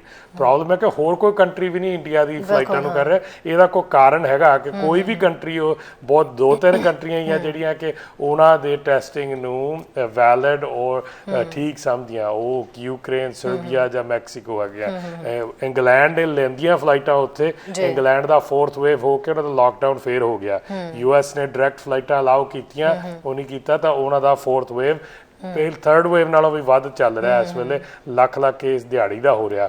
ਦੈਟ ਮੀਨ ਜਿਹੜੀ ਕਿ ਉਹਨੀ ਸਾਜ਼ਿਸ਼ ਵਰਤੀ ਉਹ ਗਲਤ ਹੈ ਔਰ ਫੇਲਿਅਰ ਹੈ। ਸੋ ਸਾਡੇ ਹੈਲਥ ਅਫੀਸ਼ੀਅਲਸ ਨੇ ਐਡਵਾਈਜ਼ ਕੀਤਾ ਕਿ ਇਹ ਨਹੀਂ ਠੀਕ ਹੈਗੀ। ਜਿੱਥੇ ਉਹ ਗੱਲ ਕਰਦੇ ਆ ਕਿ ਇੱਕ ਕੰਟਰੀ ਦੇ ਟੈਸਟ ਵੈਲਿਡ, ਦੂਸਰੇ ਨਹੀਂ, ਉਹ ਕਿਉਂਕਿ ਇਨਵੈਲਿਡ ਆ ਕੇ ਇੱਥੇ ਕੇਸ ਵੱਧ ਰਹੇ ਸੀ, ਇਸ ਕਰਕੇ ਬੰਦ ਕੀਤੇ ਗਏ। ਲਾਸਟ ਹੀ ਉਹ ਕਹਿੰਦੇ ਕਿ ਅਸੀਂ ਟੈਸਟ ਉੱਥੇ ਜਾ ਕੇ ਕਰੀਏ, ਕੈਨੇਡਾ ਟੈਸਟਿੰਗ ਇਕਵਿਪਮੈਂਟ ਦੂਸਰੀ ਕੰਟਰੀ ਦੇ ਵਿੱਚ ਨਹੀਂ ਕਰ ਸਕਦਾ, ਸਾਨੂੰ ਉਹਨਾਂ ਦੇ ਉੱਤੇ ਰਿਲਾਈ ਕਰਨਾ ਪੈਂਦਾ। ਜਿੱਥੇ ਰਿਲਾਇਬਿਲਟੀ ਹਾਈ ਆ ਉਹਨਾਂ ਦੀਆਂ ਫਲਾਈਟਾਂ ਡਾਇਰੈਕਟ ਆਉਂਦੀਆਂ, ਜਿੱਥੇ ਰਿਲਾਇਬਿਲਟੀ ਲੋ ਆ ਉੱਥੇ ਸਾਡਾ ਹੈਲਥ ਡਾਕਟਰ ਟੈਮ ਨੇ ਬੰਦ ਕੀਤੇ ਆ। ਜੀ ਬਿਲਕੁਲ, ਜਿਹੜੇ ਕਾਲਰ ਹੁਣ ਕਾਲ ਕਰ ਰਹੇ ਸੀ ਉਹ ਪਲੀਜ਼ ਦੁਬਾਰਾ ਕਾਲ ਕਰ ਲੈਣ। ਫੇਸਬੁੱਕ ਦੇ ਉੱਤੇ ਜਿਹੜੇ ਲੋਕ ਨੇ, ਰਣਦੀਪ ਜੀ, ਇਹਨਾਂ ਦੇ ਵਿੱਚੋਂ ਅਵਿਨਾਸ਼ ਕੇ ਵੈਦ ਨੇ ਲਿਖਿਆ, ਮੈਂ $4200 ਲੈ ਕੇ ਆਇਆ ਕੈਨੇਡਾ ਤੇ ਵੈਨਕੂਵਰ ਦੇ। ਅਵਿਨਾਸ਼ ਜੀ ਥੋੜਾ ਕੁਝ ਕਲੀਅਰ ਨਹੀਂ ਹੋ ਰਿਹਾ ਸਾਨੂੰ ਮੈਸੇਜ, ਤੋਂ ਦੁਬਾਰਾ ਕਰ ਸਕਦੇ ਹੋ। ਕਨਵਲਦੀਪ ਬਰਾੜ ਜਿਹੜੇ ਨੇ ਉਹ ਲਿਖਦੇ ਨੇ, what about the child care nanny program update? Nobody gave update on it. It was a pilot program. And Sanjeev Mehta ਨੇ ਲਿਖਿਆ, fully vaccinated students ਨੂੰ ਕੁਆਰੰਟਾਈਨ ਕਰਨਾ ਪੈਂਦਾ ਹੈ ਜਾਂ ਨਹੀਂ? ਇਹਦੇ ਬਾਰੇ ਵੈਸੇ ਅਸੀਂ ਪਹਿਲਾਂ ਵੀ ਤੁਹਾਨੂੰ ਦੱਸ ਚੁੱਕੇ ਹਾਂ। ਪ੍ਰਭੂ ਮਾਨ ਨੇ ਲਿਖਿਆ, ਵਰਕ ਪਰਮਿਟ ਵਾਲਿਆਂ ਲਈ ਜੌਬ ਆਫਰ ਕਿੱਦਾਂ ਮਿਲੇਗਾ ਜੀ? ਐਂਡ ਨਰੇਸ਼ ਬਧਨ ਜਿਹੜੇ ਨੇ ਉਹਨਾਂ ਨੇ ਲਿਖਿਆ, IRCC ਦੀ ਅਪਰੂਵਲ ਹੈ, ਮੈਂ ਆ ਸਕਦੀ ਹਾਂ। ਐਂਡ ਅਮਨਦੀਪ ਸਿੰਘ ਖਾਲਸਾ ਲਿਖਦੇ ਨੇ, can I have email of Randeep Singh ji? ਤੁਹਾਨੂੰ ਪਹਿਲਾਂ ਵੀ ਅਮਨਦੀਪ ਜੀ ਅਸੀਂ ਦੱਸ ਚੁੱਕੇ ਹਾਂ ਵੀ ਤੁਸੀਂ ਈਮੇਲ ਜਿਹੜੀ ਹੈ ਉਹ ਕਰ ਸਕਦੇ ਹੋ। ਈਮੇਲ ID ਰਣਦੀਪ ਜੀ ਆਪਣੀ ਬਾਤ ਦੇ ਵਿੱਚ ਬੋਲ ਵੀ ਦਿਓ। ਸੋ ਇਹ ਜਿਹੜੇ ਮੈਸੇਜ ਇਹਨਾਂ ਨੇ ਕੀਤੇ ਫੇਸਬੁੱਕ ਵਾਲਿਆਂ ਨੇ, ਇਹਨਾਂ ਦੇ ਮੈਸੇजेस ਦੇ ਵਿੱਚ ਕਮਲਦੀਪ ਜਿਹੜੇ ਬਰਾੜ ਨੇ, ਇਹਨਾਂ ਨੇ ਸਭ ਤੋਂ ਪਹਿਲਾਂ ਨੈਨੀ ਪ੍ਰੋਗਰਾਮ ਬਾਰੇ ਪੁੱਛਿਆ। ਸੋ ਨੈਨੀ ਪ੍ਰੋਗਰਾਮ ਦਾ ਪਾਇਲਟ ਪ੍ਰੋਗਰਾਮ ਹੈ। ਆਈ ਥਿੰਕ, ਮੈਨੂੰ ਹੁਣ ਪਤਾ ਨਹੀਂ ਕਿ ਉਹਦੀ ਮੈਕਸਿਮਮ ਕੈਪੈਸਿਟੀ ਹੋਈ ਆ ਜਿੰਨੇ ਉਹਨੀ ਐਪਲੀਕੇਸ਼ਨ ਲੈਣੇ ਜਾਂ ਨਹੀਂ ਲੈਣੇ, ਉਹ I think immigration minister time to time ਜਾਣਕਾਰੀ ਦਿੰਦੇ ਹੁੰਦੇ। ਸੋ ਮੈਂ ਸਪੈਸੀਫਿਕਲੀ ਉਹਦਾ ਨਹੀਂ ਦੱਸ ਸਕਦਾ ਇਸ ਵੇਲੇ, ਨਾ ਮੇਰੇ ਕੋਲ ਯਾਦ ਹੈ on top of my head, ਪਰ ਉਹ ਪ੍ਰੋਗਰਾਮ ਨੂੰ ਟਵੀਕ ਕਰਦੇ ਰਹਿੰਦੇ ਆ ਕਿਉਂਕਿ ਅੱਗੇ ਨਾਨੀਆਂ ਨਾਲ ਬਹੁਤ ਡਿਲੇ ਹੋ ਜਾਂਦੀ ਸੀ ਉਹਨਾਂ ਨੂੰ PR, ਇਹ ਜਿਹੜਾ ਜਲਦੀ ਪ੍ਰੋਗਰਾਮ ਕੀਤਾ ਸੀਗਾ। ਬਿਲਕੁਲ। ਸਤਿ ਸ਼੍ਰੀ ਅਕਾਲ ਜੀ। ਹੈਲੋ, ਸਤਿ ਸ਼੍ਰੀ ਅਕਾਲ। ਹਾਂਜੀ, ਸਤਿ ਸ਼੍ਰੀ ਅਕਾਲ ਜੀ। ਮੈਂ ਨਾ ਤਾਂ ਗੱਲ ਕਰਨਾ ਮੰਗਦੀ ਸੀ ਰਣਦੀਪ ਰਾਏ। ਬਿਲਕੁਲ ਜੀ, ਰਣਦੀਪ ਸਰਾਏ ਜੀ ਨਾਲ ਹੈ ਜੀ, ਬੋਲ ਸਕਦੇ ਹੋ, ਕੀ ਗੱਲ ਕਰਨੀ ਹੈ ਦੱਸੋ ਜੀ। ਹਾਂਜੀ ਹਾਂਜੀ, ਤੁਸੀਂ ਸਵਾਲ ਕਰ ਸਕਦੇ ਹੋ ਜੀ, ਰਣਦੀਪ ਜੀ ਨਾਲ ਹੀ ਨੇ, ਬੋਲੋ ਕੀ ਕਹਿਣਾ ਚਾਹੁੰਦੇ ਹੋ। ਬਸ ਇਹੀ ਕਹਿਣਾ ਚਾਹੁੰਦੀ ਹਾਂ, ਮੈਂ ਸੁਣਦੀ ਸੀ program, it's very good, that's good, but ਮੈਂ ਉਹਨਾਂ ਵਿੱਚ ਉਹ ਨਹੀਂ ਆਈ। ਮੈਂ ਨਾ ਬਹੁਤ ਲੌਂਗ ਟਾਈਮ ਤੋਂ ਮੈਂ ਕਦੇ ਕਾਲ ਨਹੀਂ ਕੀਤੀ ਜਾਂ ਗੱਲ, ਜਿਹੜੀ ਗੱਲ ਮੈਂ ਸਵਫਤ ਵਾਲੀ ਵੱਲ ਨਾਲ ਵੀ ਕਰਦੀ ਹੁੰਦੀ ਤੇ ਇਹੀ ਵੀ ਕਰਦੀ ਹੁੰਦੀ ਹਾਂ, ਉਹ ਗੱਲ ਨਹੀਂ ਆਈ ਕਿ ਤੁਸੀਂ ਇੱਥੇ ਕੋਈ ਵੀ, ਜਿਵੇਂ ਹੋਰ ਕੰਮ ਤਾਂ ਬਹੁਤ ਕੀਤੇ ਆ, ਬਹੁਤ ਏਜਾ ਚੱਲੀ ਜਾਂਦਾ, ਪਰ ਕੋਈ ਵੀ ਯੂਨੀਵਰਸਿਟੀ ਜਿਵੇਂ ਲਾਈਕ ਜਿਵੇਂ ਟੋਰਾਂਟੋ ਦੇ ਵਿੱਚ ਇਹਨਾਂ ਨੇ MP MLA ਨੇ ਸਾਰਾ ਕੁਝ ਕੀਤਾ, ਪਰ ਸਾਨੂੰ ਹੋਪ ਸੀ ਇਹਨਾਂ ਤੱਕ ਵੀ ਇਹਨਾਂ ਨੇ ਕੋਈ ਯੂਨੀਵਰਸਿਟੀ ਸਰੀ ਦੇ ਵਿੱਚ ਵੀ ਕੋਈ ਵਧੀਆ ਯੂਨੀਵਰਸਿਟੀ, ਆਈ ਨੋ ਦਾ ਬ੍ਰਾਂਚਸ ਹੈਗਾ ਇੱਥੇ, ਪਰ ਨਿਆਣਿਆਂ ਨੂੰ ਕੋਈ ਨਰਸਿੰਗ ਪ੍ਰੋਗਰਾਮ ਜਿਵੇਂ ਅਸੀਂ ਮੰਗਦੇ ਹਾਂ, ਹੁਣ ਕੁੜੀਆਂ ਵੱਡੀਆਂ ਹੋ ਗਈਆਂ, ਅਸੀਂ ਆਂਦੇ ਨਹੀਂ ਵੀ UBC ਤੱਕ ਬਹੁਤ ਓਲਡ ਹੋ ਗਈ UBC, ਰਾਈਟ? ਇਹਨਾਂ ਨੇ ਕੋਈ ਵੀ ਸਟੈਪ ਨਹੀਂ ਲਿਆ ਕਿਉਂਕਿ ਇਹਨਾਂ ਦੇ ਨਿਆਣੇ ਪੜ੍ਹ ਚੁੱਕੇ, I think so that's why ਕੋਈ ਖਿਆਲ ਨਹੀਂ ਕਰ ਰਹੇ ਕਿ ਇਹਨਾਂ ਨੂੰ ਕੋਈ ਮੈਡੀਕਲ, ਕੋਈ ਲਾਈਕ ਦੈਟ ਯੂਨੀਵਰਸਿਟੀ ਜਿਵੇਂ ਇਹਨਾਂ ਨੂੰ ਸਭ ਪਤਾ ਲਾਈਕ UBC। ਓਕੇ, ਠੀਕ ਹੈ ਜੀ। ਸਰੀ ਤਾਂ ਇੰਨਾ ਗਰੋ ਅਪ ਹੋ ਗਿਆ ਪਰ ਇਹ ਚੀਜ਼ਾਂ ਨਹੀਂ ਆਈਆਂ ਇੱਥੇ। ਠੀਕ ਹੈ ਜੀ, ਬਿਲਕੁਲ। ਸੋ ਜਦੋਂ ਅਸੀਂ ਵੋਟਾਂ ਪਾਈਆਂ ਸੀ ਨਾ, ਇਹਨਾਂ ਨੇ ਲਈਆਂ ਸੀ, ਇਹੀ ਸੁਖਤ ਵਾਲੀ ਵੱਲ ਦਾ ਸਵਾਲ ਸੀ ਕਿ ਸਾਨੂੰ ਹੋਰ ਕੁਛ ਨਹੀਂ ਚਾਹੀਦਾ ਸੀ, ਇਹਨਾਂ ਨੂੰ ਹੀ ਪਾਉਣੀਆਂ ਵੋਟਾਂ, ਇਹਨਾਂ ਨੇ ਬਣਾਉਣੀਆਂ, ਆਪਣੇ ਕਿਤੇ ਲੈਣ ਨਹੀਂ ਜਾਣੇ। ਗੁੱਡ ਕੰਮ ਰਹੇ ਬਹੁਤ ਇਹਨਾਂ ਨੇ ਸਵਾਰੇ, ਪਰ ਆਹ ਚੀਜ਼ ਨਹੀਂ ਸਵਾਰੀ ਇਹਨਾਂ ਲਈ, ਤਾਂ ਇੱਕ ਸਟੈਪ ਵੀ ਨਹੀਂ ਚੁੱਕਿਆ ਜੀ। ਅਸੀਂ ਇਸ ਤੇ ਕਿਉਂਕਿ ਇਹਨਾਂ ਦੇ ਨਿਆਣੇ ਪੜ੍ਹ ਕੇ, ਸੁਖਤ ਵਾਲੀ ਦੀ ਕੁੜੀ ਡਾਕਟਰ ਬਣ ਕੇ ਹੈਗੀ, ਇਹਨਾਂ ਦੇ ਵੀ ਸ਼ਾਇਦ ਪੜ੍ਹਦੇ ਹੋਣੇ, ਪਤਾ ਨਹੀਂ, ਆਈ ਡੋਂਟ ਨੋ, ਕਿਉਂਕਿ ਇਹਨਾਂ ਦੇ ਸੈਟਅਪ ਸਾਰਾ ਕੁਝ। ਪਰ ਅਸੀਂ ਸਾਡੀਆਂ ਹੁਣ ਕੁੜੀਆਂ 12 ਗ੍ਰੇਡ 11 ਗ੍ਰੇਡ, ਸਾਨੂੰ ਮੇਰਾ ਬੇਟਾ ਬਾਹਰ ਗਿਆ ਉਹ ਡਾਕਟਰ ਬਣਨ ਲਈ, ਕਾਰਟੂਨ ਸਕੈਚਵਨ ਜੋ UBC ਚ ਇੱਥੇ ਕੋਈ ਹੈ ਨਹੀਂ, ਕੋਈ ਮਿਲੀ ਨਹੀਂ ਐਡਮਿਸ਼ਨ ਲਾਈਕ ਦੈਟ, ਰਾਈਟ।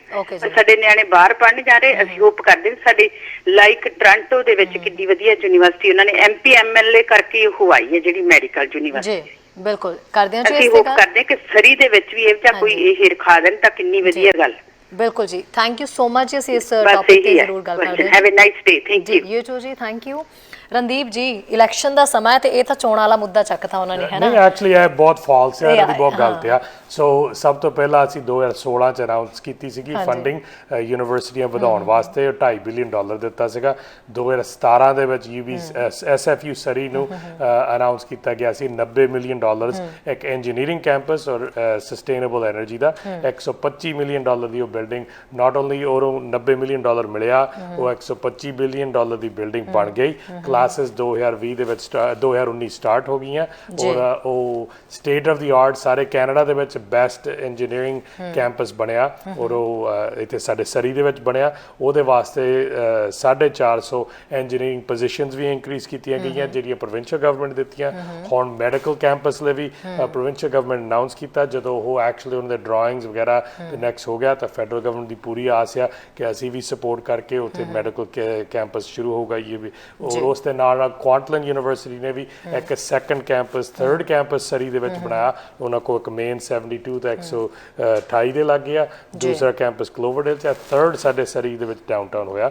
ਜਿਹੜਾ ਸੀਗਾ ਉਹ ਗੱਲ ਕਰਦੇ ਬਰੈਂਪਟਨ ਦਾ, ਉਹ ਤਾਂ ਅਜੇ ਕਨਸੈਪਟ ਹੀ ਹੋਇਆ। ਮੈਂ ਉਹਨਾਂ ਦਾ ਵੀ ਬਹੁਤ ਧੰਨਵਾਦੀ ਜਿਹੜੇ ਕਿ ਉੱਥੇ ਦੇ MP ਨੇ ਔਰ MLA ਨੇ ਫਾਈਟ ਕੀਤਾ, ਪਰ ਅਸੀਂ ਤਾਂ ਆਲਰੇਡੀ ਬਣਾ ਵੀ ਦਿੱਤਾ ਸਾਡੇ ਪਹਿਲੇ ਮੈਂਡੇਟ ਦੇ ਵਿੱਚ। ਹੁਣ ਤਾਂ ਅਸੀਂ ਸੈਕੰਡ ਮੈਂਡੇਟ ਦੇ ਵਿੱਚ ਉਹਨੂੰ ਐਕਸਪੈਂਡ ਕਰਦੇ ਡਰਾਇੰਗਸ ਬਣ ਰਹੀਆਂ ਕਿ ਜਿਹੜਾ ਮੈਡੀਕਲ ਸਕੂਲ ਆ ਜਿਹਦੇ ਵਿੱਚ ਨਰਸਿੰਗ ਔਰ ਹੈਲਥ ਪ੍ਰੈਕਟੀਸ਼ਨਰਸ ਦਾ ਉਹ ਬਣ ਰਿਹਾ।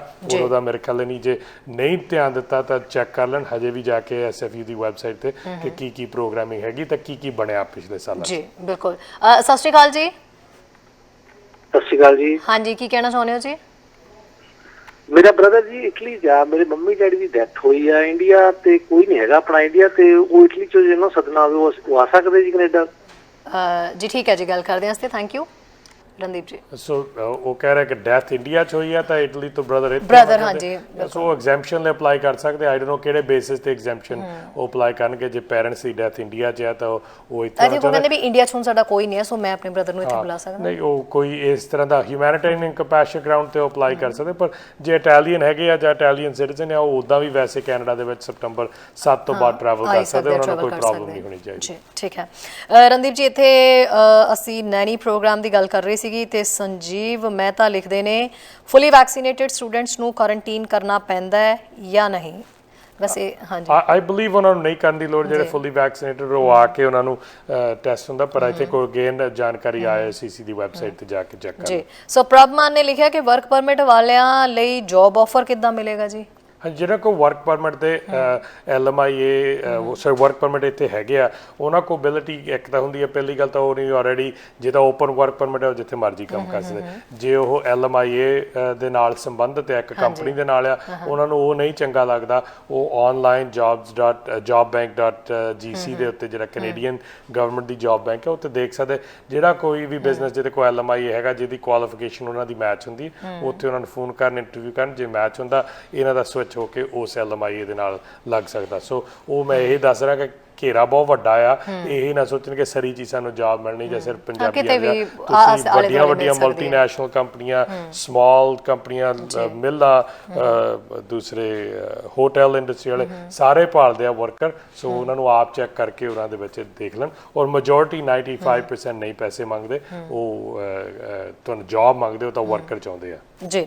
ਸੋ ਇੱਥੇ ਨਰੇਸ਼ ਬਾਧਨ ਜਿਹੜੇ ਨੇ ਉਹਨਾਂ ਨੇ ਲਿਖਿਆ ਸੀ IRCC ਦੀ ਅਪਰੂਵਲ ਹੈ, ਮੈਂ ਮੈਂ ਆ ਸਕਦੀ ਹਾਂ, ਉਹਨਾਂ ਨੇ ਲਿਖਿਆ। ਸੋ ਉਹ ਜੇ ਕਹਿ ਰਿਹਾ ਕਿ ਉਹਨਾਂ ਨੂੰ IRCC ਇਮੀਗ੍ਰੇਸ਼ਨ ਤੋਂ ਅਪਰੂਵਲ ਹੈਗੀ ਆ, ਫਿਰ ਡਿਪੈਂਡਿੰਗ ਹੋਵੇ ਕਿਹੜੇ ਕੈਟਾਗਰੀ ਦੇ ਵਿੱਚ ਹੈਗੇ। ਇਸ ਵੇਲੇ PR ਜਿਹੜੇ ਹੈਗੇ ਜਿਨ੍ਹਾਂ ਨੂੰ COPR ਮਿਲਿਆ ਉਹ ਆ ਸਕਦੇ ਕੈਨੇਡਾ ਦੇ ਵਿੱਚ। ਜਿਹੜੇ ਜਿਨ੍ਹਾਂ ਨੂੰ ਕੋਈ ਵੀ ਅਪਰੂਵਲ ਛੁੱਟ ਹੈ ਜੇ ਵਿਜ਼ਟਰ ਵੀਜ਼ੇ ਵਾਲੇ ਜਿਹੜੇ ਉਹ ਸਤੰਬਰ 7 ਤੋਂ ਬਾਅਦ ਆ ਸਕਦੇ। ਸਤੰਬਰ 7 ਜੀ। ਹਾਂਜੀ ਸਤਿ ਸ਼੍ਰੀ ਅਕਾਲ ਜੀ। ਹਾਂਜੀ ਜੀ ਜਿਵੇਂ ਸੁਣਿਆ ਉਹਨਾਂ ਨੇ ਯੂਨੀਵਰਸਿਟੀਆਂ ਹੋਣਗੀਆਂ, ਪਰ ਆਈ ਡੋਂਟ ਨੋ ਵੀ ਕਦੋਂ ਉਹ ਸਟਾਰਟ ਹੋਣਗੀਆਂ, ਕੀ ਹੈ ਜਿਵੇਂ ਬ੍ਰਾਂਚਸ ਤੇ। ਪਰ ਜਿਹੜੇ ਸਾਡੇ ਬੱਚੇ ਆ ਅੱਜ ਕੱਲ ਉਹ ਪ੍ਰਾਈਵੇਟ ਨਰਸਿੰਗ ਦਾ ਐਡਮਿਸ਼ਨ ਲੈ ਰਹੇ ਕਿ ਜਿਹੜੀ ਕੁਇੰਟਨ ਇਹ ਕਹਿੰਦੇ ਆ ਭਾਜੀ, ਤਾਂ ਉੱਥੇ ਇੰਜੀਨੀਅਰ ਕੱਲਾ ਇੰਜੀਨੀਅਰ ਨਹੀਂ ਬਣਦੇ ਬੱਚੇ, ਰਾਈਟ? ਤਾਂ ਬਹੁਤ ਸਾਰੀਆਂ ਆਪਸ਼ਨ ਆ ਉਹਨਾਂ ਕੋਲ, ਰਾਈਟ? ਜਿਹੜਾ ਨਰਸਿੰਗ ਪ੍ਰੋਗਰਾਮ ਉਹਨਾਂ ਨੇ ਕਾਹਤੋਂ ਬੰਦ ਕਰ ਦਿੱਤਾ, ਜਿਹੜਾ ਕੁਇੰਟਨ ਯੂਨੀਵਰਸਿਟੀ ਦਾ ਸੀ ਕਿੰਨਾ ਵਧੀਆ ਸਰੀ ਦੇ ਵਿੱਚ ਸੀਗਾ, ਰਾਈਟ? ਉਹਨਾਂ ਨੇ ਤਾਂ ਬੰਦ ਕਰ ਦਿੱਤਾ ਭਾਜੀ, ਕਹਿੰਦੇ ਉਹ ਇੰਨਾ ਕੋਡ ਬਲਾ ਬਲਾ ਇਦਾਂ ਲਾਈਕ, ਰਾਈਟ ਜੀ? ਠੀਕ ਹੈ ਜੀ। ਇਹੀ ਹੈ ਕੁਐਸਚਨ ਵੀ ਜਿਹੜਾ ਕੁਇੰਟਨ ਯੂਨੀਵਰਸਿਟੀ ਦੇ ਵਿੱਚ ਇੱਕੋ ਨਰਸਿੰਗ RN ਦਾ ਪ੍ਰੋਗਰਾਮ ਸੀ ਉਹ ਵੀ ਉਹਨਾਂ ਨੇ ਬੰਦ ਕਰ ਛੱਡਿਆ। ਜੀ ਠੀਕ ਹੈ ਜੀ। ਇਹ ਗੱਲ ਤਾਂ ਅਸੀਂ ਨਹੀਂ ਬੰਦ ਕਰਦੇ, ਇਹ ਪ੍ਰੋਵਿੰਸ਼ੀਅਲ ਹੈ। ਜਿਹੜੇ ਯੂਨੀਵਰਸਿਟੀਜ਼ ਆ ਇਹਨਾਂ ਦੀ ਜਿਹੜੀ ਆਪਰੇਸ਼ਨਸ ਆ, ਕਿਹੜੇ ਪ੍ਰੋਗਰਾਮ ਕਰਦੇ ਆ, ਇਹ ਪ੍ਰੋਵਿੰਸ਼ੀਅਲ ਗਵਰਨਮੈਂਟ ਕਰਦੀ ਆ। ਫੈਡਰਲ ਗਵਰਨਮੈਂਟ ਤਾਂ time to time capital cost ਜਿਹੜੇ ਉਹਦੇ ਬਣਾਉਣ ਵਾਸਤੇ ਯੂਨੀਵਰਸਿਟੀ ਉਹਦੇ ਪੈਸੇ ਅਸੀਂ ਦਿੰਦੇ ਹੁੰਦੇ ਆ। ਉਹਦੇ ਵਿੱਚ ਤੁਸੀਂ ਇਹ ਨਹੀਂ ਸਵਾਲ ਅੱਗੇ ਪੁੱਛਿਆ ਸੀ ਕਿ ਸਾਡੇ ਕੋਲ ਬਣਾਏ ਨਹੀਂ ਹੈਗੇ, ਅਸੀਂ ਕਿਹਾ ਕਿ ਨਹੀਂ ਬਿਲਕੁਲ ਅਸੀਂ 2015 ਤੋਂ ਫੰਡਿੰਗ ਦਿੱਤੀ ਉਹਦੀ, 2016 ਦੇ ਵਿੱਚ ਅਨਾਉਂਸ ਕੀਤਾ ਸੀਗਾ, 17 ਦੇ ਵਿੱਚ ਬਿਲਡਿੰਗ ਉਹ ਬਣਨ ਲੱਗ ਪਈ ਸੀਗੀ, 2019 ਦੇ ਵਿੱਚ ਕਲਾਸਾਂ ਲੱਗ ਗਈਆਂ, 2000 ਵਿਅਕਤੀ ਉੱਤੇ ਕੰਮ ਕਰਦਾ, 450 ਉੱਤੇ ਇੰਜੀਨੀਅਰ 2000 ਵਿਅਕਤੀ ਉੱਤੇ ਪੜ੍ਹਦਾ, 450 ਇੱਕ ਨਵੇਂ ਇੰਜੀਨੀਅਰਿੰਗ ਪੋਜੀਸ਼ਨਸ ਕ੍ਰੀਏਟ ਕੀਤੀਆਂ ਗਈਆਂ।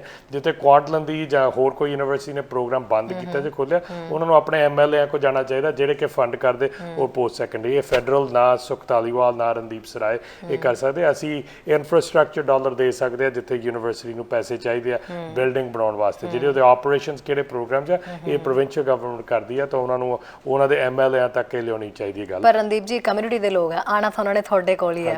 ਉਹ ਕਹਿੰਦੇ ਅਸੀਂ ਵੋਟਾਂ ਵੀ ਇਹਨਾਂ ਨੂੰ ਪਾਉਣੇ ਆ, ਤੇ ਇਸ ਵਾਰ ਜਦੋਂ ਇਲੈਕਸ਼ਨ ਕਾਲ ਹੁੰਦੀ ਹੈ ਸਾਡੇ 3 ਲੈਵਲ ਆਫ ਗਵਰਨਮੈਂਟ ਆ। ਜੇ ਉਹਨਾਂ ਦਾ ਸਾਈਡ ਵਾਕ ਟੁੱਟਾ ਜਾਂ ਉਹਨਾਂ ਦੀ ਸੜਕ ਨਹੀਂ ਠੀਕ ਜਾਂ ਟਰੀ ਨਹੀਂ ਵੱਡੇ, ਉਹਨਾਂ ਨੂੰ ਸਿਵਿਕ ਆਪਣੇ ਮੇਅਰ ਸਾਹਿਬ ਨੂੰ ਜਾਣਾ ਚਾਹੀਦਾ, ਉਹਨਾਂ ਆਪਣੇ ਜਿਹੜੇ ਕਾਉਂਸਲਰ ਆ ਉਹਨਾਂ ਕੋਲ ਜਾਣਾ ਚਾਹੀਦਾ।